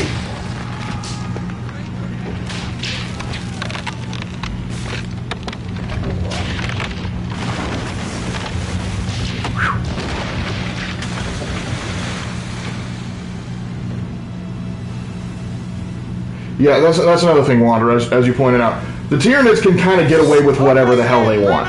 It's like, even when like they should have, there is no reason they should be able to get away with what they do. It's like, oh hey, there's like this big part of the galaxy that's like so cold or something that it should freeze any biological life when they get through. Yeah, the Tyranids can just hack biology or something and just go through there. Oh, what's this? Oh, what's this? The Tyranids have a hard counter to the Necrons? Oh, well, for some reason in this Necron Tomb world, they're able to do a good job of destroying them, even...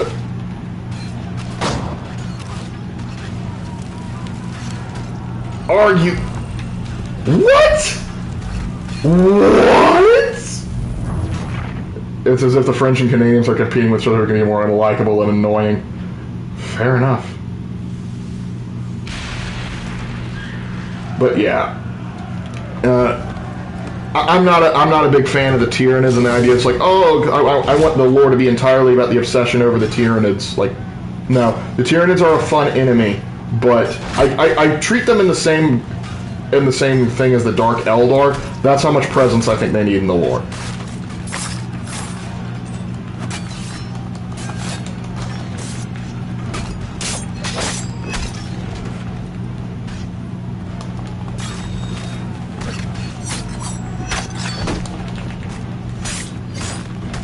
Sorry, British Marines, but it's not gonna happen today.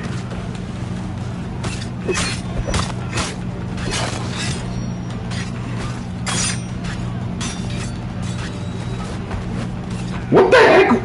That was my own dude! How does the British command know about the Belladonna? British command knows nothing of this. Then how are you here? We were led here by a patriot, Nicholas Biddle. Then he's not really a patriot if he's helping the British now, is he? Oh, please. I think you know. Assassin. Oh gosh, what a twist. Hey, Lark, also in Gladiator 2, the Emperors are known as the Twin Emperors. Who are they in real life, or were they made up? No, they were real. Caracolla and Gaeta were 100% real. Now, their portrayal in Gladiator 2 is not really accurate. Because Caracolla did kill Gaeta. He 100% did. But Caracolla didn't need, like, a Denzel Washington character to try and, like, manipulate him into doing it. Caracolla just straight up hated his brother, and he was going to do it.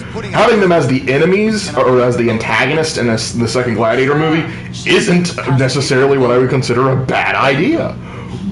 but each other again. you didn't need Denzel Washington. I liked Denzel Washington. He was my favorite character. His character was my favorite in the movie, but it was because he was the only one actually acting like a Roman statesman would. But Caracola was a special son of a bitch. Because I made this comparison before. Caracola is probably the closest Roman emperor to Edward Sallow, i.e. Caesar from Fallout New Vegas. Not actual Caesar, but Caesar from Caesar's Legion. Because he's basically a petty bitch. If you dare insult him or mock him in any way, he will have the army just straight up kill you. He only cared about paying the army. The people, the Senate, he could give less of a shit about. He toured, and the thing is, he didn't stick to Rome too. That was another problem with how the emperors were portrayed. They're like, I want my generals to go out and conquer shit for me. Like, no. Caracola would have been. He toured through the provinces, and he made it a problem for everybody else that went through. So yeah, Caracola, special piece of work. Not like this weird, like little sort of like incel crybaby. I mean, not a terrible portrayal, maybe I should say, but not 100% accurate. All right, now we got to go to New York. New York. Am I right, fellas? Because we also got to recruit all the assassins here. Now, Lark, why is 476 the accepted date for the fall of the West when they continue in the form of a rump state? Wouldn't 480 be better? Potentially. It's kind of hard to exactly peg down a date because there were a few rump states that did exist for a little bit longer. But 476 is just like kind of like the date, just because Rome fell, it'd been burned, and Rome. No, everybody had kind of accept Rome wasn't really doing much of anything related to what they should be doing. And what kind of assassin mission do we have here? Could destroy the Imperium that broke their empire. What? Was Gaeta beheaded like in the movie? It's kind of a weird thing. I don't remember if he was beheaded or not. But Gaeta was killed by Caracola. However, here's the thing. Caracola claimed that he didn't kill his emperor. That's not his emperor. That he didn't kill his brother. Someone else did. But everybody knew either he did it himself or he ordered it. Because he tried to strike Gaeta's name from the record. Beat up the leader to obtain... Okay. See how many of the... There we go. I love me some double assassination. Where is your leader? Take me to your leader. He's surrounded by twice as many men. Lark, funny news, I have new books, Aristotle's Metaphysics and English, Latin, and Ancient Greek, and the USMC Scout Sniper Training Manual. Well, it's a little bit different reading, but hey, variety is the spice of life. What can I say? Talk to Jacob Zinger. Does he know any zingers? Zing! Rome must fall. How could you say such terrible things? I mean, gladiators were actually to the death, so why are they portrayed that way? Weren't actually the death, so why are they portrayed that in popular culture? Two reasons. One, there were gladiator fights that were to the death, because those were the exciting ones. The reason most gladiator fights weren't to the death is because when a gladiator died, you had to... I want you to climb up the thing so you can synchronize. I don't want you to just jump! Sorry, kid. I have to try and break my legs again. But you would have to pay the Lunista who trained the gladiator and owned the gladiator compensation so they can go get a new one. So very rarely did people who put on gladiator games want to try and want to have that happen. Unless, like, the gladiator was just showing that he was so poor at fighting, they would just go, all right, you know what, kill him. He's got no future in the arena. Stuff like that. So, but when they actually did do it to the death and you knew it was to the death, it was really exciting for the crowd. The second reason why is kind of based on the first. It's more exciting for the modern audience because there's much fanfare and they're like, this is to the death. If we treated it like we did regular sports today, it may not have the same broadest, like, specific appeal. Though it would be kind of cool to see gladiators treated like they actually were throughout history. There was actually one documentary by the BBC on gladiators that I thought was very well done, because they basically show a guy that got captured in Moesia and how he got bought as a gladiator, and how he went on and he was one of the first gladiators to fight in the inaugural games of the Colosseum. But they showed like how he was trained, how he was treated, like. All in all, like, being a gladiator was a great gig for a slave. If you got captured, it's like, hey, you're going to be a gladiator? It's like, oh, thank heavens. It's so much better. Gunstock War Club. Beat 'em with the stick. Citizen mission items. Yep, I got to buy ebony hammer and hardened steel hammer. All right. Now he can make all his fancy doodads and stuff. Oh, legit, the next Assassin's Creed game is going to take place in the witch trials. I know it's going to be bad. Yeah, I think it's going to be like the witch trials in like Switzerland or something like that. Because there's no way they can find enough to do it in Salem. They just won't have enough. Big Dave. Did in a whole unit escaping, they say. You're not gonna get on that kid for just, manhandling you like that? Big Dave. If there was an Assassin's Creed game set during Prohibition, who would the Templars be? Probably the Temperance League. Or Temperance Union, I forget specifically what they're called, but like Wayne Wheeler would probably be a Templar, because it would be a great social engineering experiment. Because think about what the Prohibition was. It was trying to control people for their own betterment, and even using some unsavory tactics to do it. Assassins are all about freedom of choice, even if sometimes that means poor decisions. So, i.e., it would make a lot more sense, in my opinion, for the Temperance Union to, well, actually, let's first get that. Make more sense for the Temperance Union to be a part of the Templar Order. I feel like I did think Caracola did actually have a pet monkey. Yeah, I didn't have a problem with that. Romans loved importing exotic animals, particularly for the Colosseum. Obviously, they probably wouldn't have monkeys fight in the arena, but likely not for lack of trying. It was actually wild about having lions and tigers and other stuff in the arena. Lions and tigers do not like fighting in the arena. You have to agitate them a great deal and try getting them used to eat human meat, which is something they don't normally do. Because when you have a screaming crowd of people, the predatory animals that are the lion and tiger don't like to perform. They're scared. They're intimidated. They don't know what to do. But here's the problem. The Beastmaster has to get them to perform and attack, because that's what people want to see. And if they don't, and particularly if the Emperor's watching, they could be put to death for disappointing the crowd. That's why I always say Roman slavery was better than CSA, because you could get your freedom back.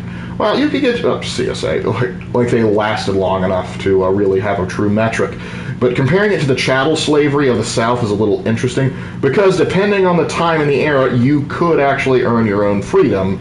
You would have to buy. But Roman slavery was interesting, because the rest of the Mediterranean world was kind of baffled by how many slaves Rome freed.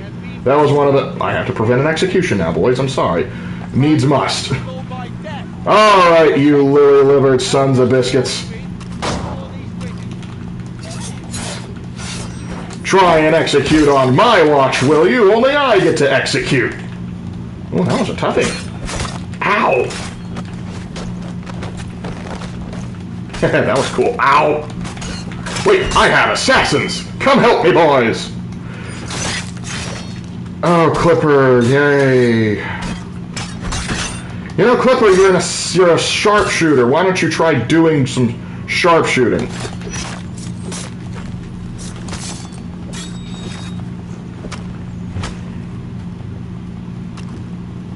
Oh, shoot. I thought I... Note to self.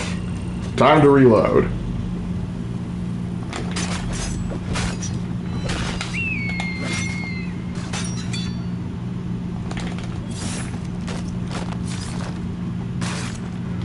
Oh, Clipper, you disappoint me. I gotta start sending you on more missions to get you trained up. Alright, Frenchie, do your job.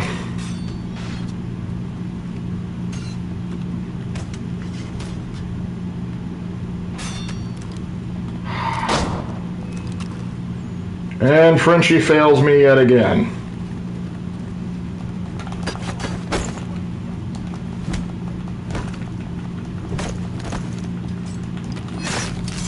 Have to do all the dang work myself.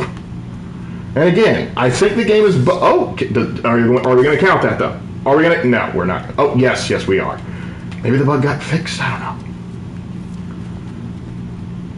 And steer clear of all hippos, from what I've learned. They are more dangerous than the predator. Yes, they are. Or, did they also use elephants, rhinos, and hippos, too? Romans did use elephants in warfare. I don't know of them using them ever in the Colosseum. Probably not, because since they did actually, to a degree, have some military application, and they were bloody expensive, I don't imagine they would. But, I don't know. Maybe one emperor or something wanted to be very fancy. I'm looking at you, Elagabalus. You might have tried something funky. Oh dear. Whoa! Kitty. I have the best shot in the colonies. Why is he doing a bayonet charge? Why? Because all of my assassins are down. And that's another big problem I have with this game. The assassins are all worthless except for me. Isn't he the transiver? Allegedly. Some historians believe that whole him wanting to be a tranny is actually propaganda to make him look bad. But, I almost believe it. But yeah, he's the one that... Elagabalus was basically a kid that just liked to party. He had no business being an emperor, but he was next in line, and so dude liked to party. But yeah, he was not a good emperor.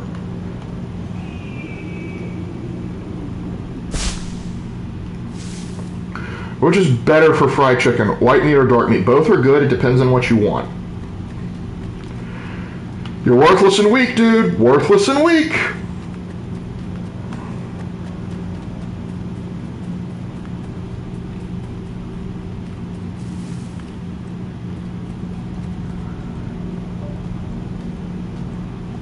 I remember Metatron made a video about him. About Elagabalus? Cool.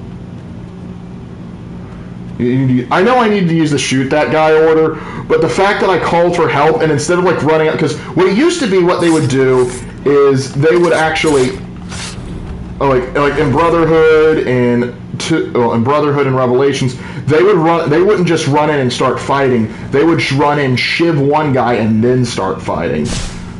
So the idea that I'm just going to run up and just stare at them instead of actually fight is preposterous to me.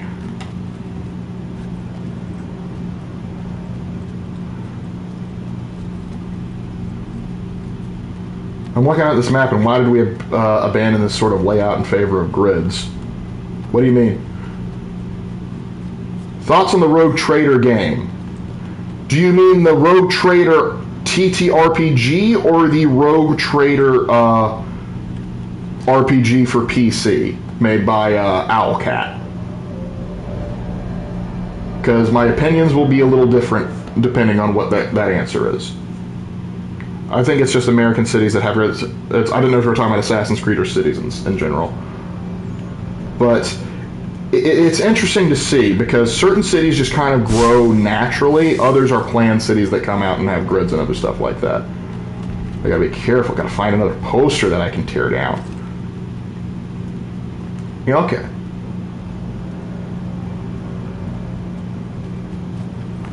All right. Oop, gotta be careful.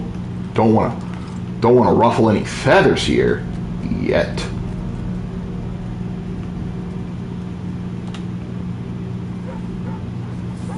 You didn't need that money. Alright. Now that I finished pickpocketing this crowd, I'm at the RPG by Owlcat. Okay. So, ironically, I played more of the TTRPG. As far as the one by Owlcat goes, it's entirely unplayable. Entirely unplayable. And my reasoning for that is they won't let me get with the Sister of Battle. I'm so upset about that. I'm kidding, of course. I actually do think the game's pretty good. My buddy Forrest, he loves the game. He's played far more of it than I have. I need to get back in on it, but like Baldur's Gate and other projects have sort of taken my attention away from it. And just like the actual TTRPG, the game is so crunchy. And what I mean by that is like the effects, because like when you play something like D&D or any D&D like similar thing, I want to attack something. Okay, roll to hit. You hit. Okay, you rolled a successful hit. You hit him. Now roll damage. None. But how Warhammer RPGs work? No, no, no, no. You roll first. You roll to see if you hit. Oh, you hit.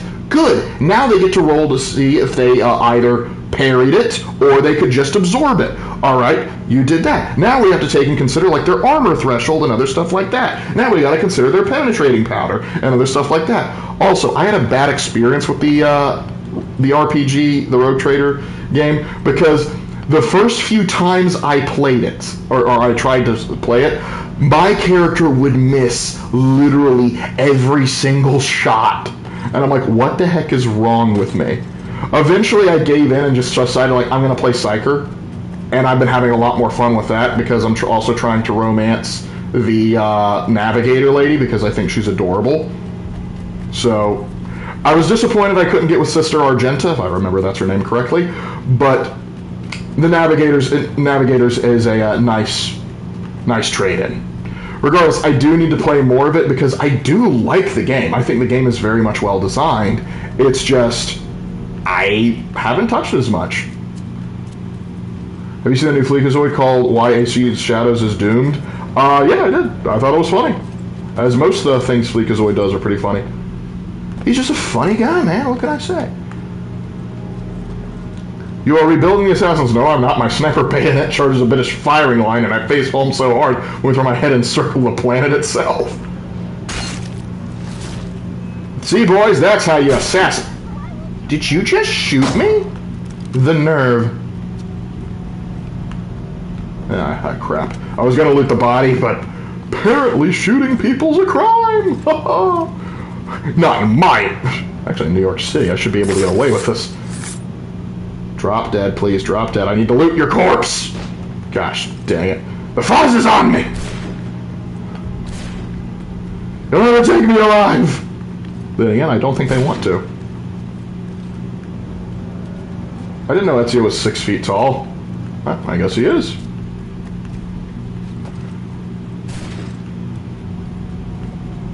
Argenta is not available, but the Death Cultist from the DLC gets a similar enough romance ending.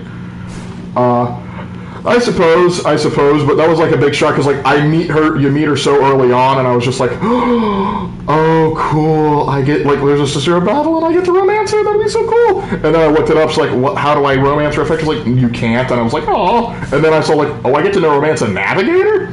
That's kind of cool. And so I've been doing that because the thing is, I'm trying to have my Rogue Trader. Oh boy, here we go, fellas. All right. Whoa. Are you using a stone tomahawk? I say that's cultural appropriation.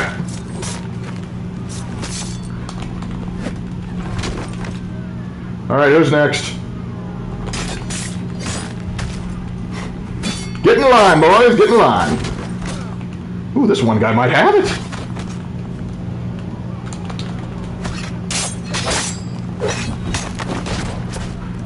I'll explain how that worked.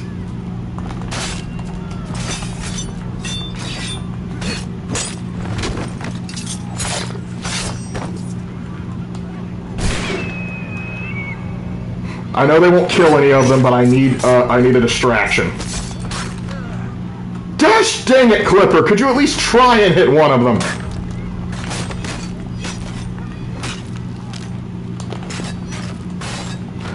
Attack, Clipper! Attack! Here, let me show you.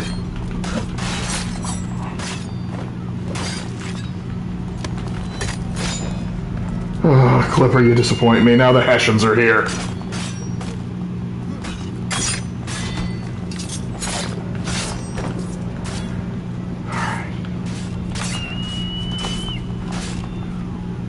Alright, try that again.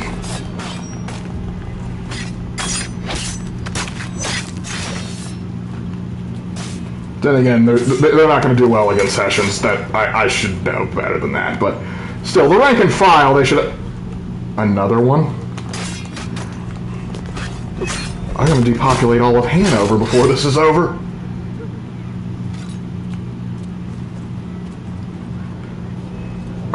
Oh, come on!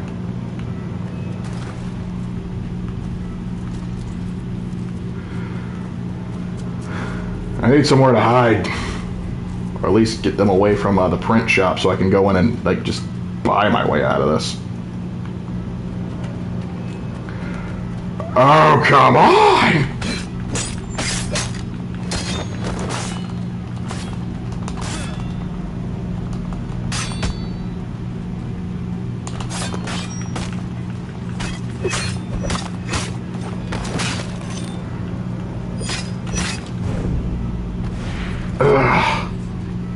Hessians. Am I right, fellas? Alright.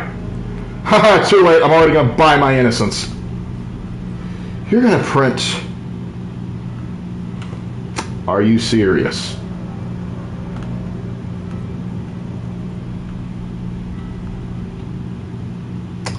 Let's see. Thank you. Gets killed by... Yes, the wolves would come out. Alright, I am now incognito because I partook in the American tradition of bribing the press. But the Hessians still linger.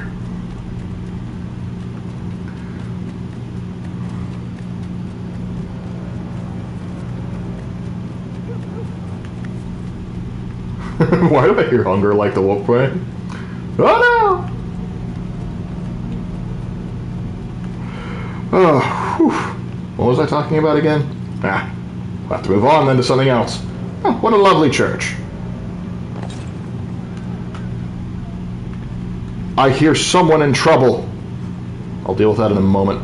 Right now, I have to do suicidal things. I'm begging you, dude. Climb. I hear someone that keeps nagging.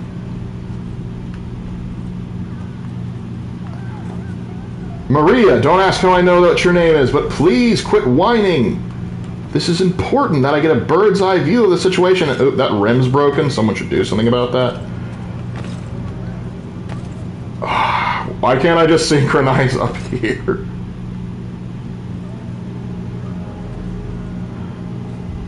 Come on, there we go. A woman, too bad I'm potentially trying to end myself. Oh, that's a wild threat. Hey, leave that woman alone. I'm here to kill myself, and I don't want to be interrupted. Fitting, since Valentine's Day is tomorrow. Actually, wait, I think Maria's actually the one that has the hots for Connor. Connor, as a bro, I'm gonna set you up as soon as I figure out which way is the haystack. No, that's too far away. Ah, there it is. Swan dive into the greatest night of... Mister, my mother needs help. Oh, it's not Maria, it's her mom that needs help. Hey, look, what Assassin's Creed game had the best combat? Probably Brotherhood of Revelations, in my personal opinion, in terms of how well it flowed. In terms of the RPG one... Hey, hands off! I guess you want a beating. Maybe you should have thrown a punch, pal. Leave. You gotta admire that. Not some, like, stood, like, bit off more than you could chew. Just get out of here, you scamp. I can handle myself. Sure you can. Chance he'll try and give me twice the thrashing. Why would you I can beat him again. I'll kill him. This is my house and business. It's my tailoring that paid for this place. I'll take his drunken buffoonery over leaving behind what I built. If I told you there was another place where you could live and work. A land flowing with milk and honey. No, wait, no. That's Canaan again. Our village is grown and in need of all forms of trade. Just business and a new life. I'll come and see if what you say is true. Also, what are you doing tonight? Now, Connor, I've set up a good thing for you. Don't you fumble this. Don't you fumble this, Connor. Thoughts on crab rangoon with chili oil? I so rarely have crab rangoon. I don't think it's fair for me to give a full opinion on it. Whenever I've had crab rangoon, I didn't hate it. It's just like, meh, there you go. Typically, if I'm eating crab, it's either snow crab or more commonly probably crab cakes. Like, you know, blue crab and the like. So, crab rangoon is just not something I typically have. Not that I have anything else. I enjoy eating crustaceans. I found one of old Peg Leg's treasures. Ooh, I found enough to get another mission of some variety. I forget what Peg Leg. Oh boy, my notoriety is about to go up. Sup, dude?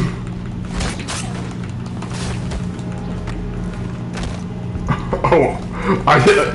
That guy gets off lucky because I didn't have my hatchet out. I'm going to kill you for that one. I kind of call my assassins not to actually fight. I just want them to observe how to get the job done.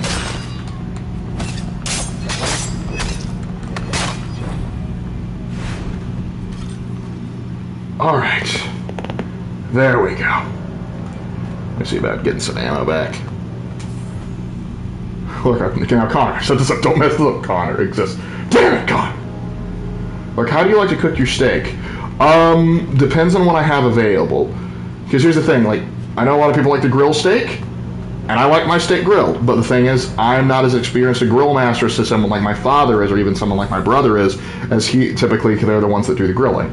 I can do it, it's just, I'm more finicky about checking temperature and the like. I typically use a cast iron skillet, and so what I'll do is typically salt and pepper both sides, and I cheat. Instead of putting crushed garlic in the pan, typically because I just don't have any on hand, I will put this garlic powder on the steak. Call me a heathen if all you want. It bothers me not. But I do that, and oh, hold on. While I'm thinking about it, I want to see if I can send my boys on some missions to try and make sure they don't suck. Alright, it's 1777. I feel comfortable finally sending them to South Carolina. Alright, Fort Sullivan, heck yeah, we gotta get our boys down there. Clipper, they're gonna need you. Duncan Little, yeah, go ahead and help out. 92% success rate. Do not screw this up. Sullivan's Island's one of my favorite parts of the American Revolution. Don't you screw this up. Admire the Palmetto Fort. Have a good time.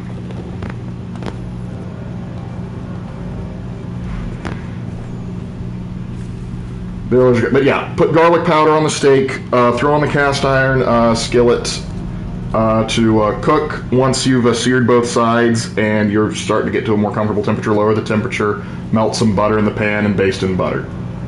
Nothing too fancy. Sometimes if the steaks aren't tender enough to my liking, I will either I will stab them several times with a fork, and like let them marinate in some kind of marinade or whatever.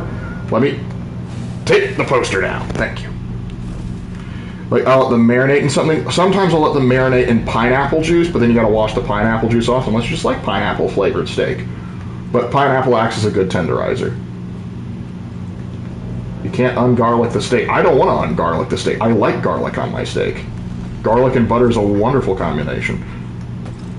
Might be considered basic, but I love it. Vampire wolves, though. Ooh. I like pineapple. Yeah, but typically most people don't like pineapple-flavored steak, per se.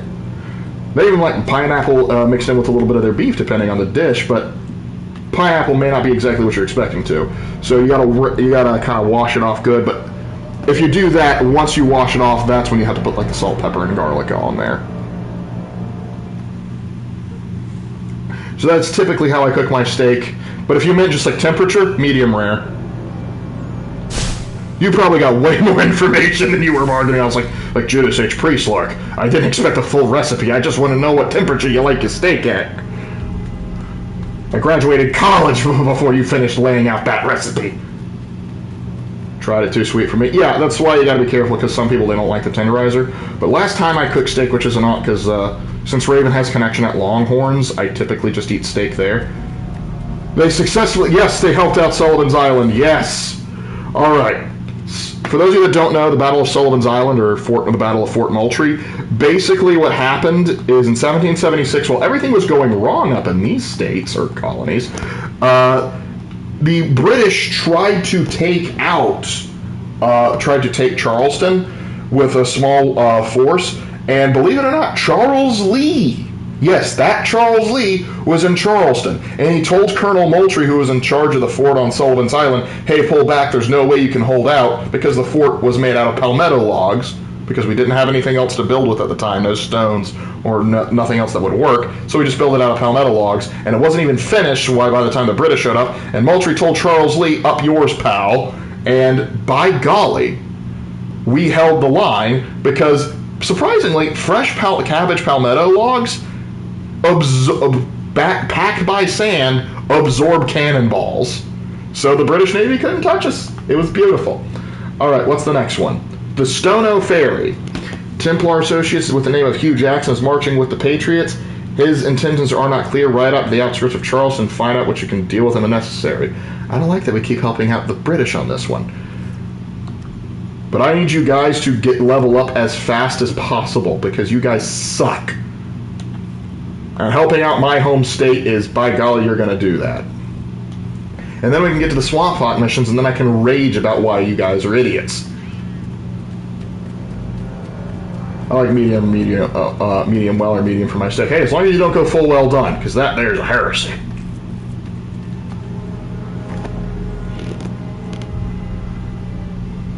The protease that break down the protein is similar to the onions and pineapple in honey. Are you referencing Food Wars? Because if you're not, then I feel like a moron. Wait a minute. I recognize that mustache anywhere. That's a lie, I actually don't. So you're the man taking up arms in our part of the city. Glad to be hearing it. You must be the German. Controlling this area. Yeah, martial law has been declared. For what purposes, I do not know. There's not a need. Do what I can, which is hard. I may be able to help. Very well. I need information on the man responsible for this. Yes, but I also did food service. Hey, no judgment there. But yeah, I had like that was a weird thing. Like I had a buddy that told me about Food Wars during the pandemic, and so I binged a good chunk of that. I still need to finish the show, but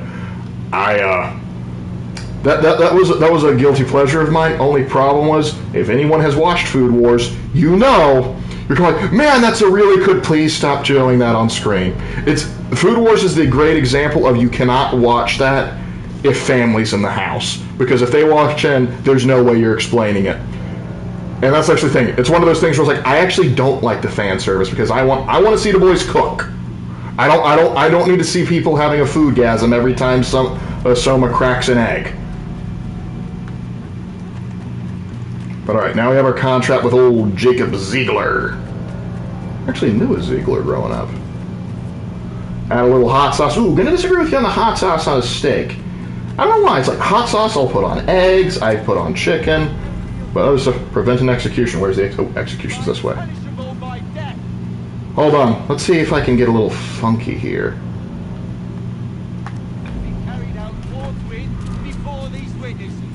They didn't do nothing. Please stop.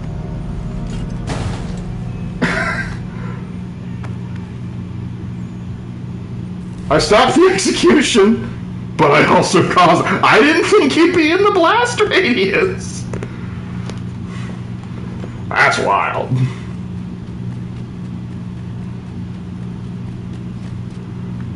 But note to self, don't use a trip mine that way.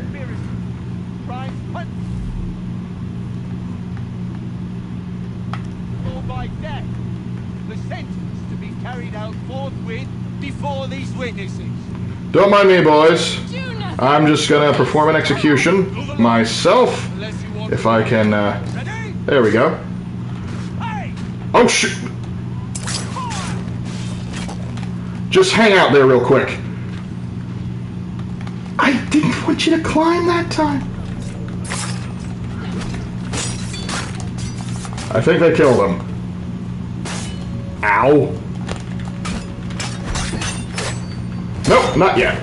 So apparently dude ran away, now I just gotta kill the interlopers. So you think you're tough stuff, huh? Just because you wear a fancy uniform? Well, my uniform's bad.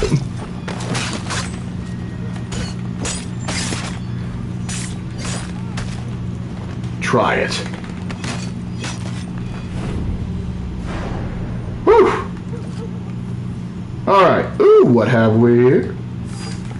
Notice how I didn't have to lockpick it. Again, that's been checked. Oh no, the guy did die. I guess it just counted. Because I somehow... That's okay. I will take what you had and I will donate it to the cause. $14 I will donate to the cause of my wallet. Have you and Raven ever tried the Ghost Pepper Challenge? No. No. Here's the thing. I like having a little bit of hot sauce on my thing, but I don't get too crazy. Like, just Tabasco sauce is perfectly hot enough for me. I don't need to do any Carolina Reapers. I don't need to do any Ghost Peppers. I don't need to do that stuff. And no judgment on you if that's what you like doing. If you like having a little zing in your food, I completely get it. But that's just a little too much zing for me. My ancestor actually helped supply iron and weapon to the revolutionary soldiers. Depending on where he was, he might have been supplying my ancestor. Because I'm trying to join the Sons of the American Revolution. My mother is a member of the DAR, the Daughters of the American Revolution, because, well, yeah, I'm pretty sure I have an ancestor on both sides that fought. Wait a minute. Back there was a poster. What's up, dude? Anyway, I need to get rid of this. There. Now no one will mind that I just gutted and disemboweled 2 people right there.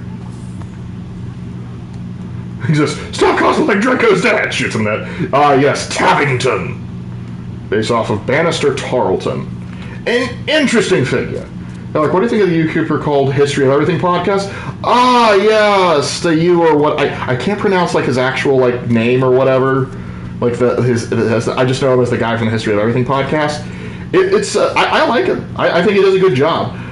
I will say, I was a little surprised because he was doing like a Renaissance Fair thing in South Carolina. It's like, hey, if you're in South Carolina close by, come duel me. And I'm like, oh my gosh, if I was actually competent in martial arts, and what are you saying, little man? Find a way to swap this fake list with the real ones, and the rebellion can fight on. Okay, by the way, dude, you okay over there? You're kind of... Man's hit hard times. Okay, so I need to go and pickpocket a man. Ah, shoot. Why did you turn around? Why did you turn around? Now I have to kill you. Just don't question what's happening. Thank you. Fear. Fear shall keep them in line.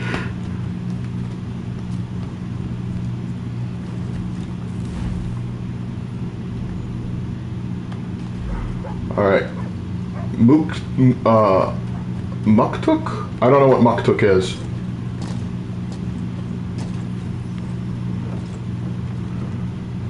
Gotta go after those pofers. Okay, so, I gotta beat up a leader.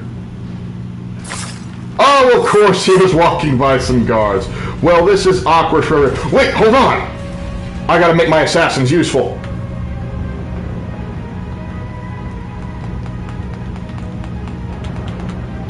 Go back to South Carolina, make yourself...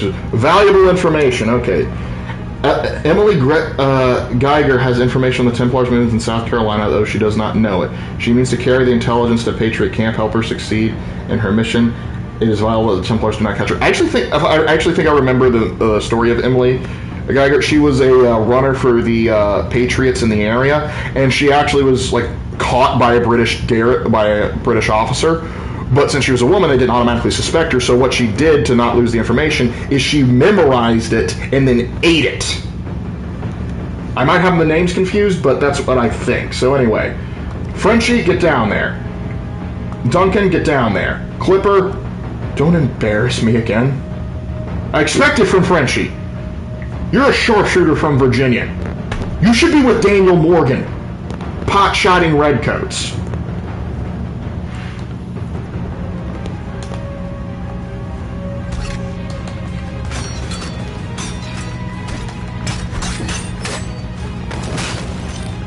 Alright, now anyway, you guys wanted to die? And yes, I did just pause combat to send my guys on a mission, because I wanted them to be useful. And they're not going to be useful if I call them here.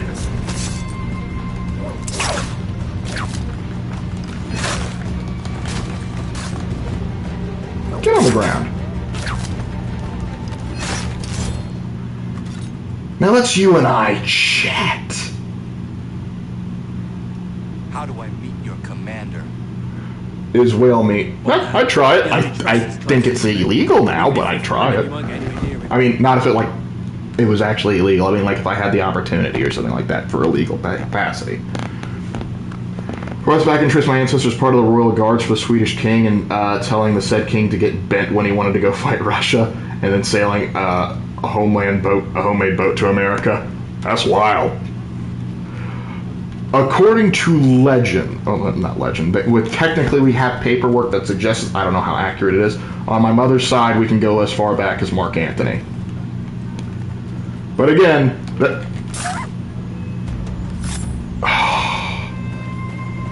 alright, go ahead.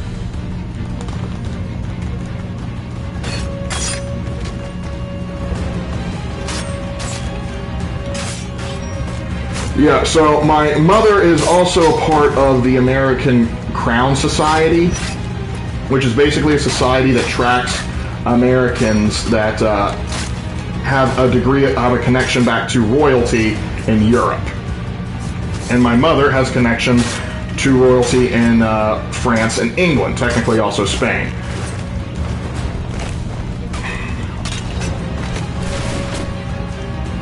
So, because of that, they, like, on my father's side, oh, not my father's side, on my grandfather's side, there was actually a, someone who documented and traced it all the way down to, like, William Conqueror, Mark Antony, all that jazz.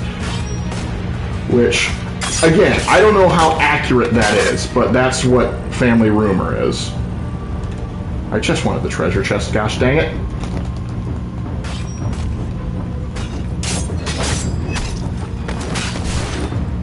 I wasn't even trying to block, they just wanted that officer dead. Let me go. Don't know why you didn't want to break through there.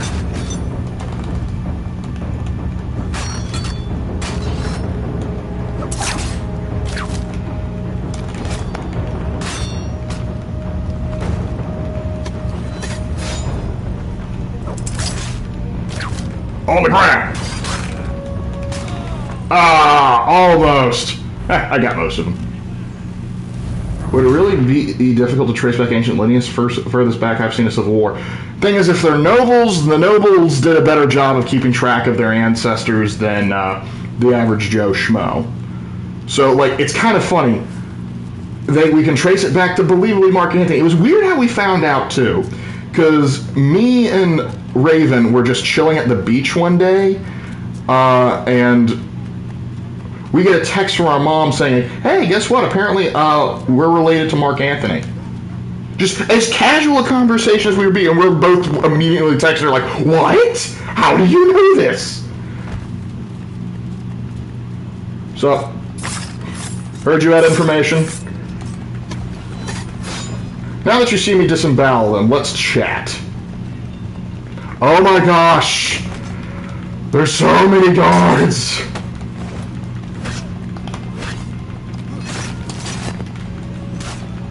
Come on.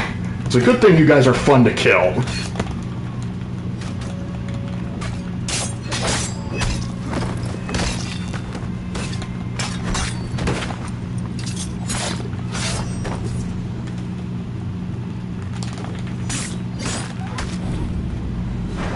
Alright. I don't think I can intimidate him any better than that. One of my ancestors was Rollo the Walker, and another was William the Conqueror. Yeah, cool. We could be kin. We could be kin. Separated by like 15 different degrees, but we still could be kin.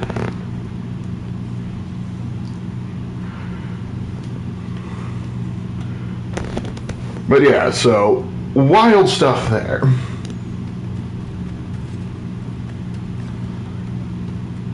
I just realized, could you imagine your students not having access to tomato ketchup on the ships? I I can imagine it perfectly fine. The kids might have trouble imagining it. Honestly, the thing they would have trouble dealing with not on the ship is having Takis or any kind of hot Cheeto, because in a lot of schools that's basically it's kind of a currency almost. You gotta come in, you want to be seen as cool, share some Takis with people. Oh, you want to make friends? Have a couple bags of hot Cheetos you're willing to hand over. I've seen fights break out over that. I once got irritated because a guy kept bringing hot Cheetos to class, and I told him, put them away, put them away, put them away. And he's like, and he didn't, so I just took them and I threw them in the garbage. At the end of class, he went out, he went over to the garbage can and ate the Cheetos out of the garbage. That's how obsessed they are with that. Apparently, unrelated to Jesse James, what's worse is the section of the family disowned his family because they fought for the North and ended up in Andersonville. Ooh, Andersonville, that's nasty. Ooh, I actually teach Andersonville, so God, I know that area. I know that ain't pretty. If he survived, that's impressive, because Andersonville is like the closest America gets to ever creating. I know it's not. That's still technically CSA. Not that the northern camps were much better, but Andersonville was the worst. Regardless, the Civil War prisoner of war camps were horrific in nature. Fights over Cheetos. Listen, middle school boys and girls will fight over the dumbest of pretenses. Anyway, I know who the traitors are. They've got lists of all the Patriot leaders in the area. If they hand them over to the Redcoats, the rebellion is finished in this part of the city. You need to find a way to switch the these rebellion is finished. Dude, we had to evac. Britain came back with a vengeance, and then they took New York, dude. Worse than World War II? I'm not going to say worse. I'm going to say comparable. Because if you take a picture from someone who survived a concentration... Cool. If you take a picture of someone who survived a concentration camp, and you compare it to someone who came out of Andersonville, they look eerily similar.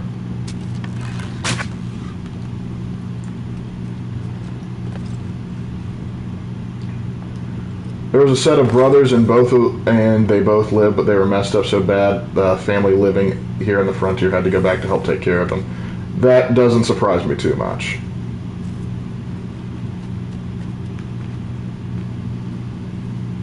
Keep walking. Keep walking, pal.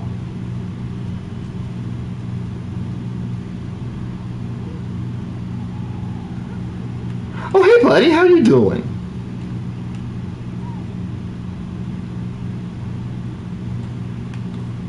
I gotta get over here so he doesn't suspect a thing.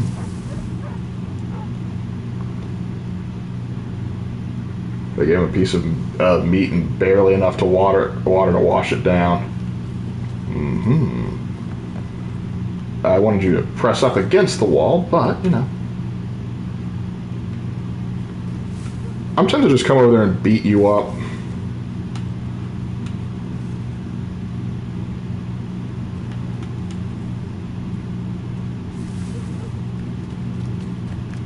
Oh, don't mind me. I'm just chilling out with my buddies over here.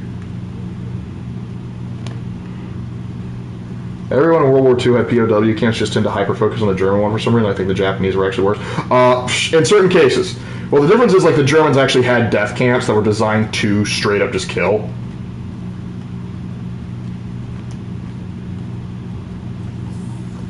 The Japanese war camps were pretty nasty. Like the one in the Philippines that the Americans liberated, that one, like the guy that ran that was psychotic. And so, yeah, POW camps on any side are going to... Actually, to be fair, if you were a German POW and got captured by the Americans, you were treated pretty well. Like, we shipped you back to the United States, like, here, work on a farm. Okay, sure. You got me. But if you were, like, captured by the Russians, oh boy, you're in trouble. All right. They got 40% each. Now I think I can access the Swamp Fog mission, and I can explain why I hate this so much. Yes, okay. Francis Marion, better known as the Swamp Fox, must be stopped.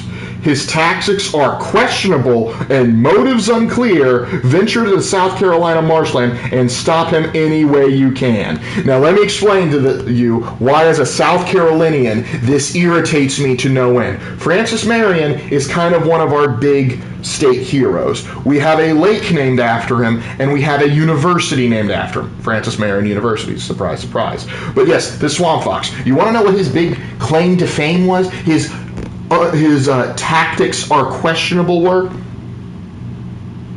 Guerrilla warfare. Literally, he just ambushed people in the swamp. Dude, one of his most famous things that he did was he and a few of his boys basically surrounded a British camp in the swamp, and he came out and he basically made them think that they were so outmanned and outgunned they should just surrender. And then his boys came out and took their guns away, and they realized they didn't actually. Only Francis Marion actually had a gun. And so he just gave, like, he's one of the inspirations for Mel Gibson's character in The Patriot. Him, like Francis Marion and Daniel Morgan, and there was like a third guy that influenced him. But regardless, he's kind of a big backcountry hero to us. And the thing is, his guerrilla warfare questionable tactics are exactly what assassins would do. So I don't know why they're like, oh, his tactics are questionable and his motives are unclear.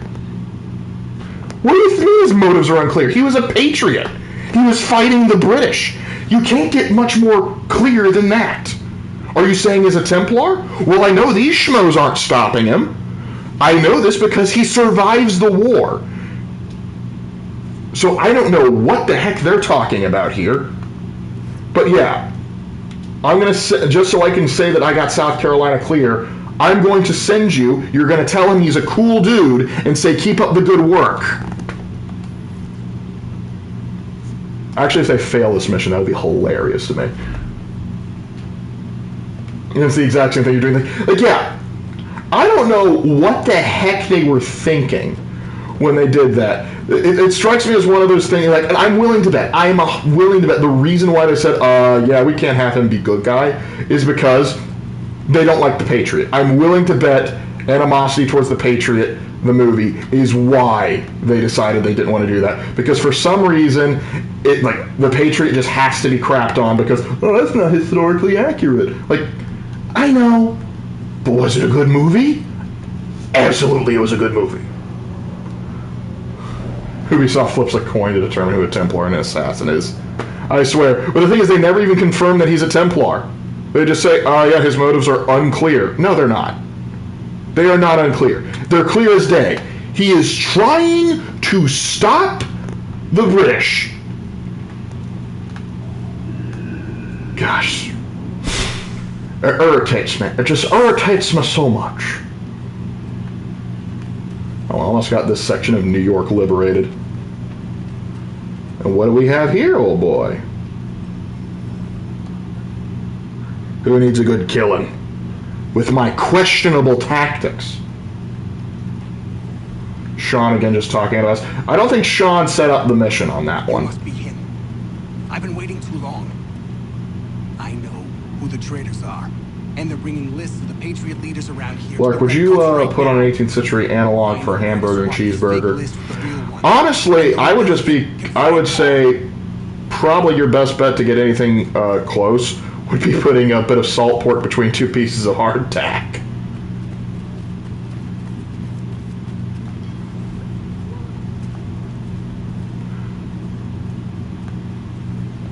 Don't question it. Don't question. Just accept it. All right, we're ready to talk to the old German boy. Jawohl.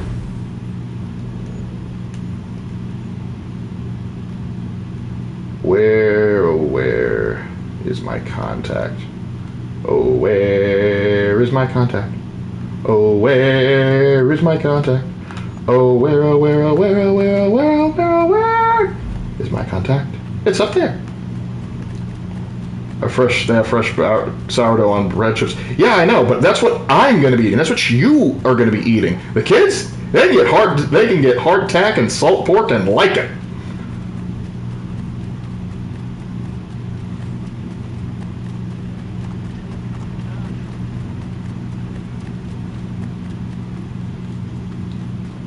Again, you must stop the Swamp Fox. Lark, deliver this to the Swamp Fox. Agent, why are all these weapons labeled stop? Shh, they're listening. You get me so well, Jack. Can't believe they're doing my boy Francis Marion dirty. It also doesn't help, and this is something that kind of like my mother found out from the TAR, and a lot of us historians are kind of like, well, yeah. A lot of the American Revolution histories that we pull from today were actually written after the Civil War, and so a lot of the stuff that happened in the South is kind of either downplayed or just not looked at, because, well, the South wasn't exactly popular back then well, we did try and rebel, and it didn't work out well for anybody involved, so they didn't want to talk about the contributions of the South and the American Revolution. Again, considering the time period, I get it, but still, it makes it a little frustrating.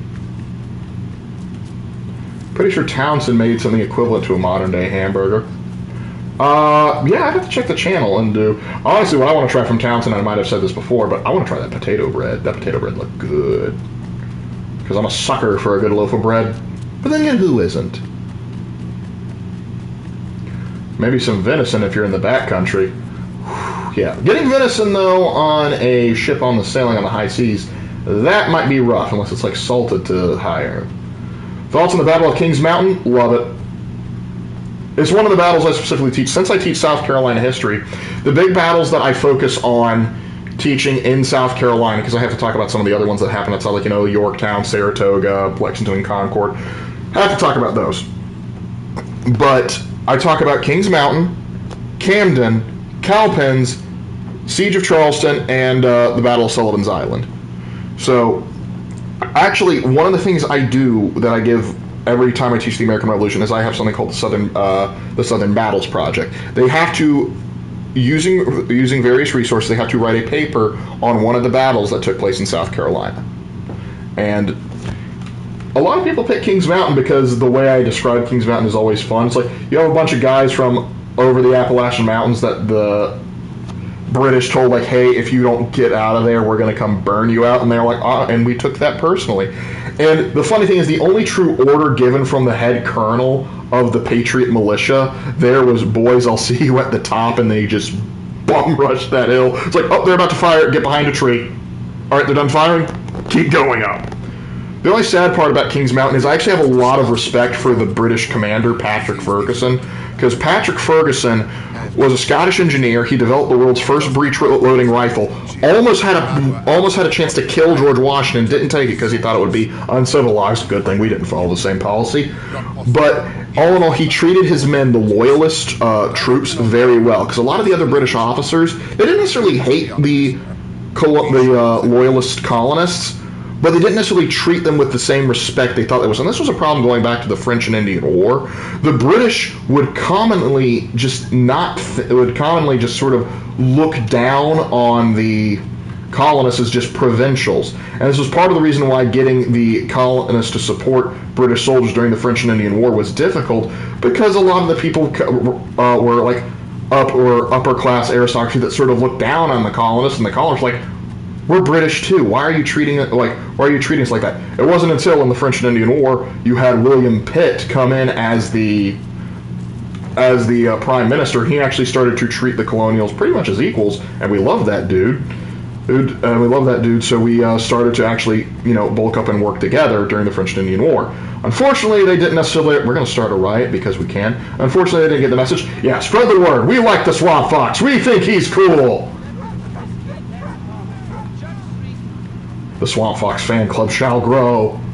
One of my ancestors in the American Revolution was in Captain Benjamin Tutt's independent company of Rangers, and it was at the Battle of Kings Mountain. Nice!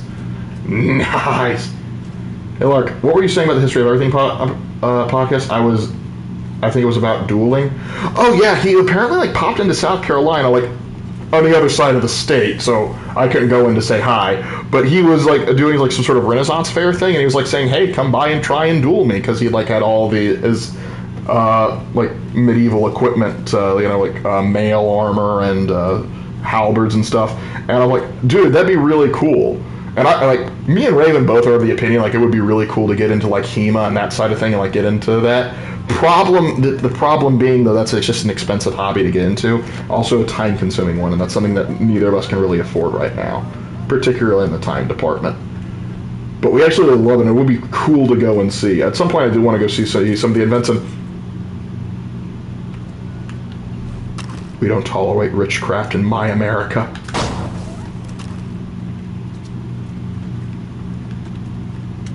Your ancestor not to kill, so that wasn't a civilian. He was a witch. A witch, I say. And let's see if the witch had any money. $58? Yeah, he was definitely a witch. Only a witch would carry that much currency on him. Please ignore that I have over 4,000 pounds on me. 40k minis in Hemo are not friendly to the wallet. You're dang right they're not. I also thought, like, man, it'd be cool to get involved with historical reenactment, like Civil War, American Revolution, French and Indian War reenactment. I would love to do that nonsense. Covert escort wheel. Okay, so let's see what special ability this is. Riot.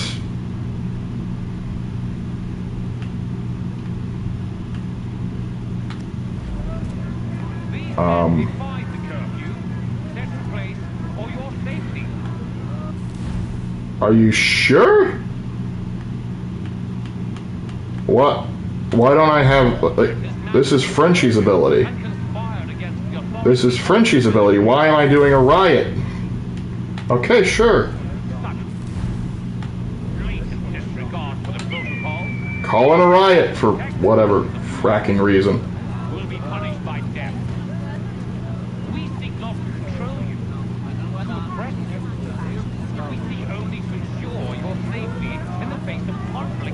This is odd. But okay. I guess the Germans copying the French's tactic. That's fun. Don't mind me, just coming to kill your boss.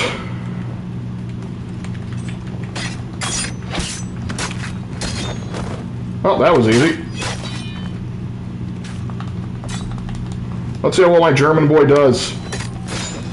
I'm sure he's fine. Oh, he is fine. How about that? Maybe he's actually a competent fighter. Oh, I need 2 assassins for him, and the other 2 are still out. As do his brothers. Who was he really? There are powerful organizations who seek control, nothing more. Great lip syncing there, my guy. It does not surprise me.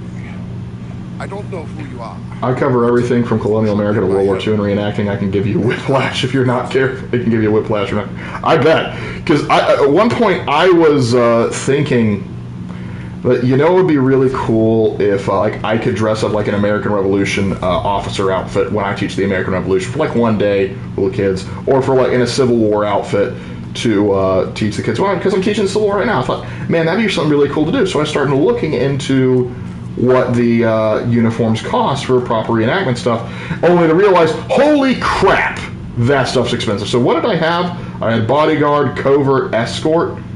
I'm assuming covert escort just means like I get to blend in and move up to places.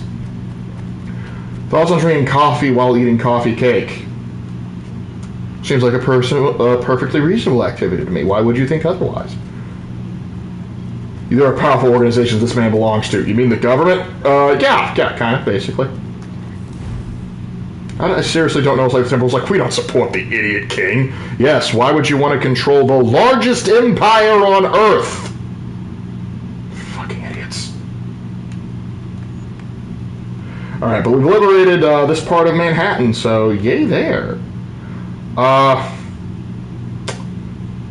probably should do this main mission, or I could see how that hot seamstress is getting in. So, I think I know where my priorities lie. Connor, tomorrow's Valentine's Day. I'm setting you up. Setting you up, big man. I didn't drink milk when eating coffee cake. Listen, milk with cake is just a great combination. Don't feel bad about that.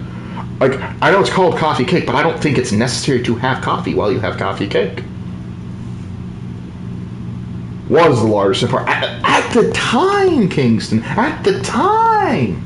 Yeah, the closer you get to modern day, the cheaper reenactment gets. Not by much, mind you, but it is noticeable.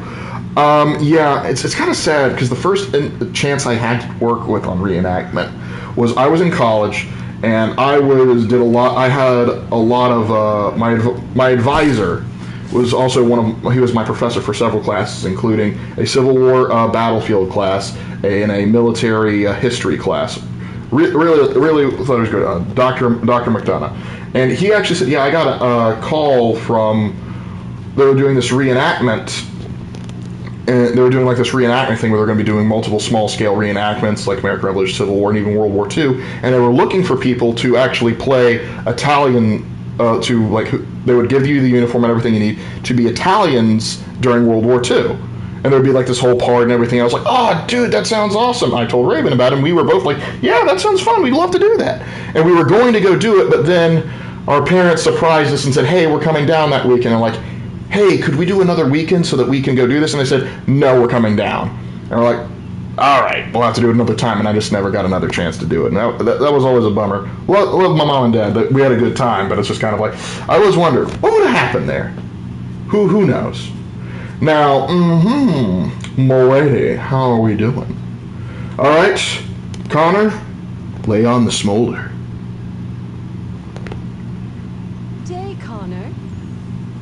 I left some bolts of fine silk in my old home. They are very valuable, but I don't think it wise I return there. Someone might wind up dead. I was hoping you could retrieve them for me if you had time.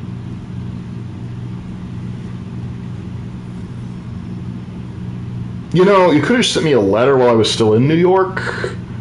I feel like that would have made things a little simpler, but okay. But somehow she was talking, she was clearly giving me bedroom eyes. She wants me. She wants you, Connor. Don't screw this up. I have the tools you requested.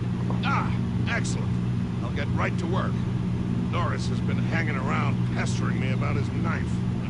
I thought you should know I overheard some regulars talking. I imagine they are. I'll have to face them sometime or another. But we don't need to worry about that right now.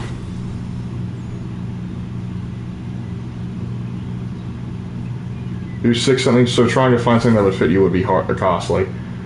I understand that. It would be hard to fit, particularly the farther back. I think Civil War probably wouldn't be too crazy and outrageous to that I would be 6 foot something, and for an officer, because George Washington was 6'3", so it would be doable. But for the newer stuff, like doing World War I, World War II, there would definitely be plenty of people my size that I could probably like go off of.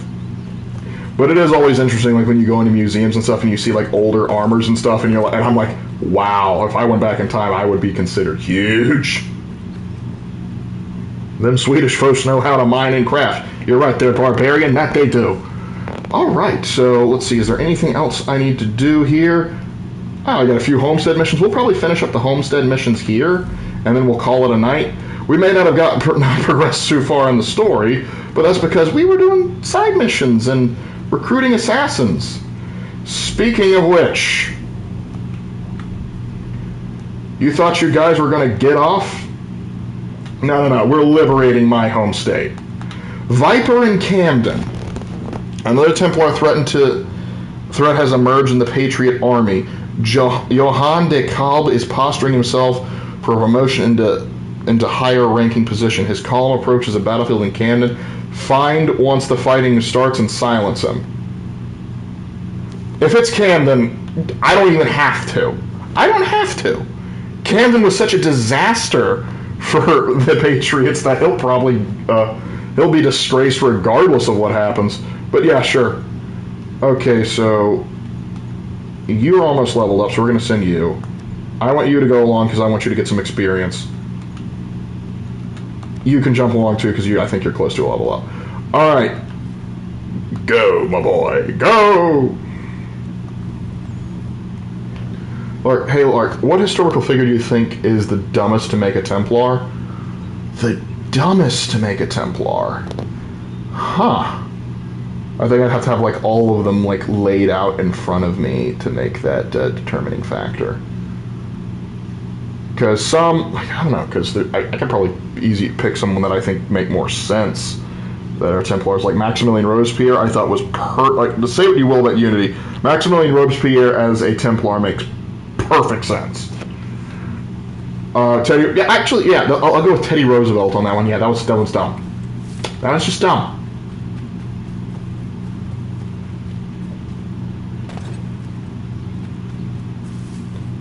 I think it was also weird to have Charles Darwin be mentioned specifically as an assassin friend or friend of the assassins. Like, not against him or anything, but why was he relevant? Him and Charles Dickens. Hey, big man. Finding his flock. Oh, this is when we get a priest for the town. Take your hat off, you're inside. You too, Irish. Excuse me. Might I impose upon the kindness in your heart to give bed and board to a weary traveler? No, get out. I'm kidding. You can stay. From where? Across an ocean. London. English! Don't sound like a Londoner. Rest assured, I'm not the king's man. Clearly not, because you're here and not over there. Great kindness. Bless you. We work hard for what we have here, old man. Well, everyone else does. You just kind of I exist. wish to provide God for those who seek his salvation, not spoon-feed his word to those who already have their own. An outlook not shared by the monarchy. Lord knows. I don't think... Here's the thing, though. King George III was actually pretty pious. I'd like Maria to read the Bible. I'm sure if we all pitched in, we could build a church. If you'd be our pastor. Connor? Welcome, Minister... Father Timothy. Probably Anglican, but still. AC Chief Truth Files put him as a Templar. Okay. Look, when was American football invented? Was it just to spite the British after independence? No, football came a little bit later. I don't know the full history, but so I've been told sort of briefly how it came to be. So here's what I know. The British developed several sports, and they liked for some reason calling them all football. But they would be extended, like you had soccer football, and you had rugby football. And so when they came over to the United States, we shortened them down to rugby and soccer. And then rugby evolved, and we evolved into football, and so we just started to call that football and rugby to sort of to separate the two, and that's how we sort of got that. I don't know the specifics of when exactly we started to put it down. For baseball, ironically, I know like one of the first recorded events of baseball is like a photograph of some Union soldiers playing baseball in a fort. I think it was Fort Pulaski, but I could be wrong. Sup, Father? Bless you. This will build a fine place of worship. I am most grateful.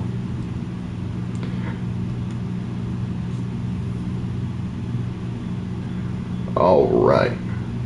I will say this. An unsettling number of Confederate reenactors I've encountered are lost causers, and they weren't in character when expressing their views either.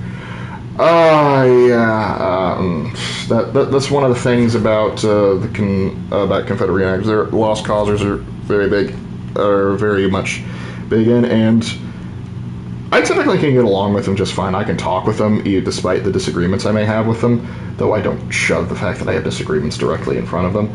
And it's kind of weird, because when you have the actual battles, the Union typically outnumbered the Confederacy. But if you go to Civil War reenactments, typically it's the reverse. I actually know a few reenactors that what they do is they actually have Confederate, they have their Union uniform and they have their Confederate uniform. So if they go there and they say, hey, we have too many Confederates, we need somebody to play a Union, he's like, I got you covered. Lark, you should get the Army TM 10412, the World War II recipe book. I might. I'm on the skinny side compared to most men, being 6'3". After going through a medieval museum, I realized that I'm only still skinny by those standards, because I barely weigh under 60 pounds due to my high metabolism. Dude, you remind me of a buddy I knew in high school. Cool guy. I think he's a doctor now. I mean, what Lost Cause is basically the idea, is basically the kind of way to put it is Southern revisionist history. It's basically the idea that it basically tries to go back and repaint the motives of the Civil War on the Southern side, because, as we know, one of the main reasons for the South to secede was slavery. Now, there are certainly other reasons, states' rights being among them, tariffs involvement, just general animosity between. There was a lot of reasons, but a lot of them revolved around slavery.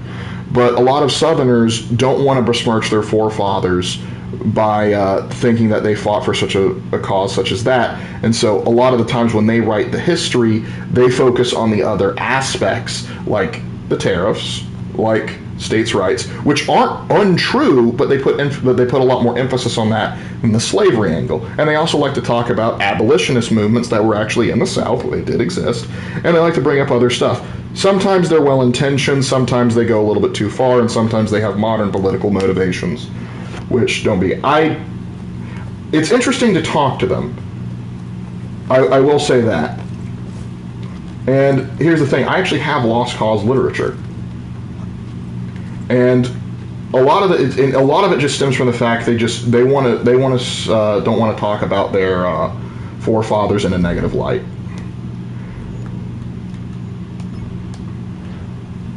I know that Ubisoft. I just know that Ubisoft would make the Romanovs assassin allies. I'm not sure. I thought they actually made it so that the assassins inadvertently caused the Soviet Union, but I don't know. I do not know.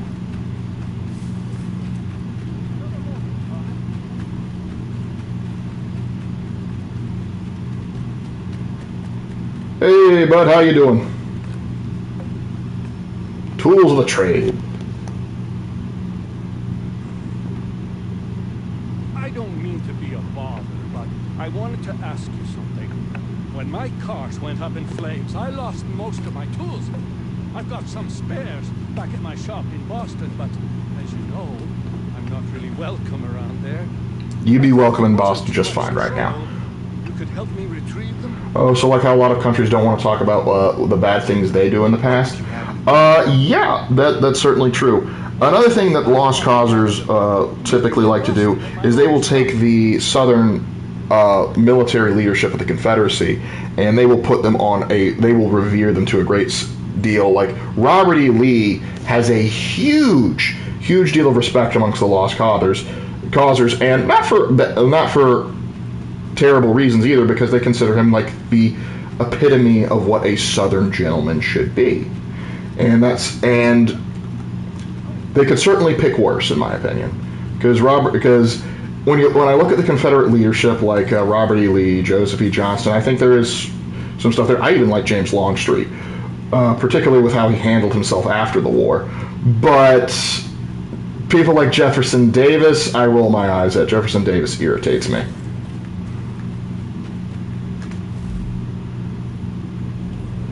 Ooh, I was going the wrong way. So I got to travel to Boston. I got to travel to New York.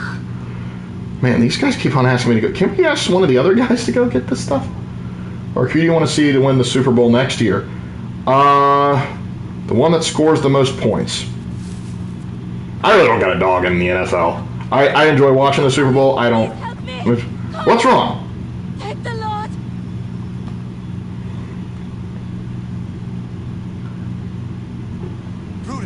Why so? Sorry, Shark Chaos. I got focused on some other stuff. What are you saying? Why so? No mention of Nathan B. Forrest or Thomas Stonewall Jackson. Oh, Stonewall Jackson gets a lot of reverence around him. Nathan B. Forrest did fetch the horse. Get on the horse and fetch Dr. White. All right, boys, let's go. But yeah, Nathan Bedford Forrest has a bit of a reputation. When you do the Fort Pillow massacre and found the Ku Klux Klan, you're like, everyone wants to talk about how cool a cavalry commander he was, but he's got a lot more skeletons in the closet than a lot of the other Confederate officers. And now, to Nathan Bedford Forrest's credit, much as I might not like to say it, he did regret founding the KKK. He did I think that they went too far, and the KKK actually we should kill Forrest for that. What's wrong? Prudence is in labor in the forest. Hop on the horse, man. In the forest? What in bloody hell is she doing out there? Actually, you're asking a great question, Doc. What the heck is she doing out there?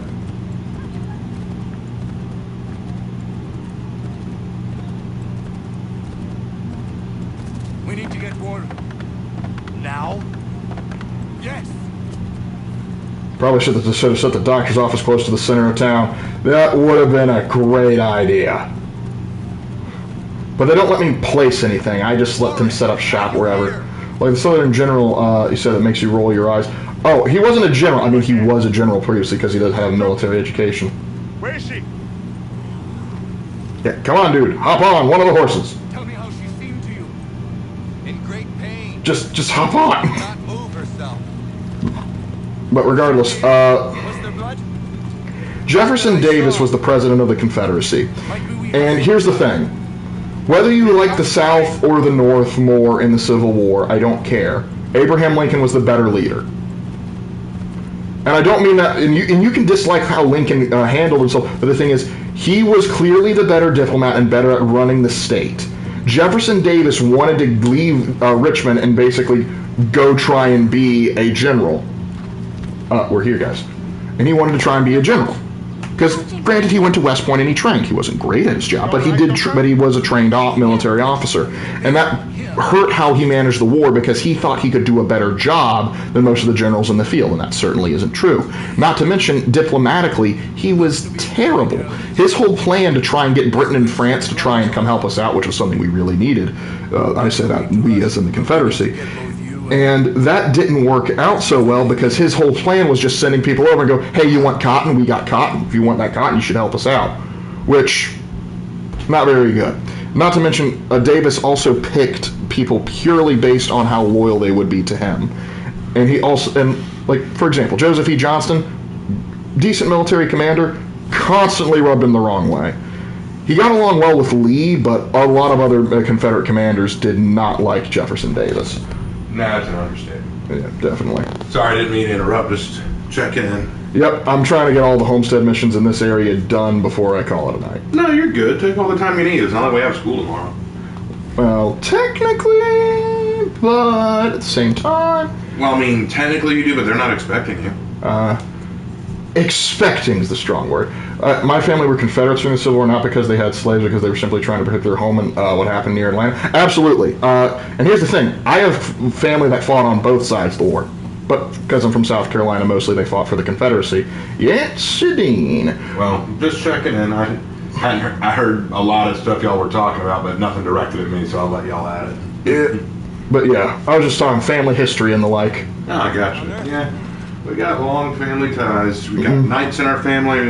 Yeah, talked how we went all the way back to Mark Antony. Oh yeah. All that jazz. What are you doing? But yeah, to go on your point, Ranger, there were a lot of people on both sides that were kind of drafted into the war. One of my favorite quotes from the Civil War is this Union contingent found one Confederate soldier from North Carolina, and they're like, "Boy, what are you doing out here?" And he's just like, "Well, you're here. You're here, man." You got it. I'm willing to bet the Union guy's like, he's got a fair point. I can't argue with it. It's like, now get over here, you scamp. How could you argue with it? There's also some really cool parts of the Civil War where actually like, you would have Confederate and Union soldiers kind of meet behind enemy lines and do crazy stuff. I believe there was actually one where they actually had a snowball fight, and the way they talked about it, they were like schoolboys talk. It's like, oh, we went over there, I put a rock in a snowball, Jenkins got a tooth knocked out. Oh, it was so much fun.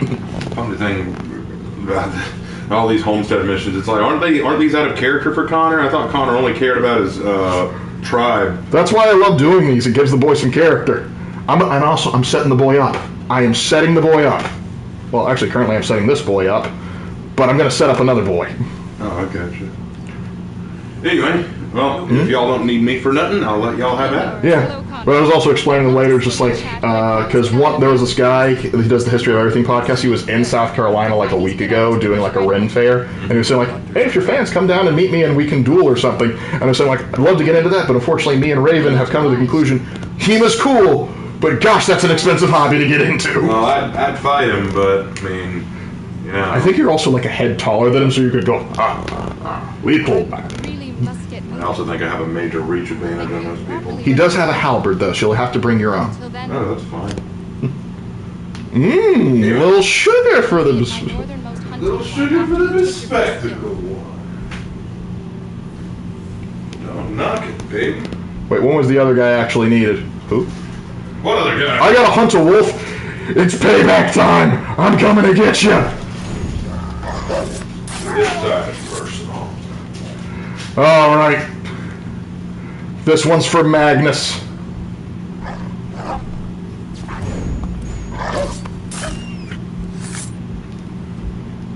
The sad thing is, When people say curse those damn wolves, you can never tell if you're talking about Lehman's boys or Horace's boys.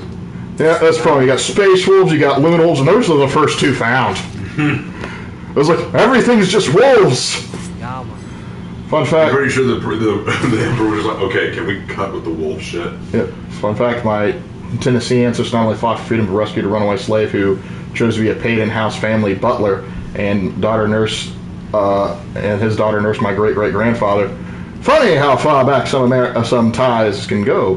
There's always an interesting family story somewhere back. You just gotta look far enough. How much you want to bet that when the emperor found Lionel Johnson, he just went, let me guess, the Space Lions? No, the Dark Angels. Oh, thank God. Well, first they were called like the Uncrowned Princes, and so it's like, we're calling them the Dark Angels. I think the emperor was like, oh, that's a much better idea. Why didn't I think of that? It's just like he hears the name Lions, like, let me guess, the Space Lions? No, the Dark Angels. Oh, thank goodness. 40K. We're both loyalists and traitors. We're both furries. They've come back for me the meditation. They've come back for me. They're always after me. Because they were joking earlier, it's like, kill all the redcoats. Finally, some breathing room. But I say, why do I hear hungry like the wolf? Because I'm hungry like the wolf. Oh, look, they're having a friendly knife fight. Connor, need some backup. Very casual, and it's like, yeah, you know, in a knife fight. Want to come help me out? Whoops, why'd the camera? How did you know I was still out here? Could use a little help here. The tree wolves are coming. Not the tree wolves!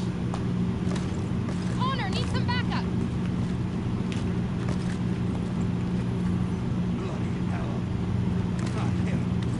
That's right, it's me, once I get over The there. time for forgiveness has passed. Ooh, that's a metal line. That's right, Connor. Stick it to him. The spider wolves are after you. Ah! Not the spider wolves. They're like wolf spiders, but reversed.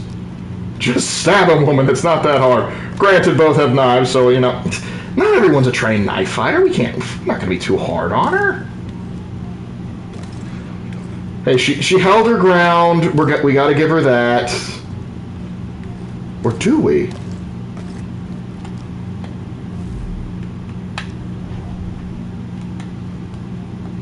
No, I want to hang him. I want to fine.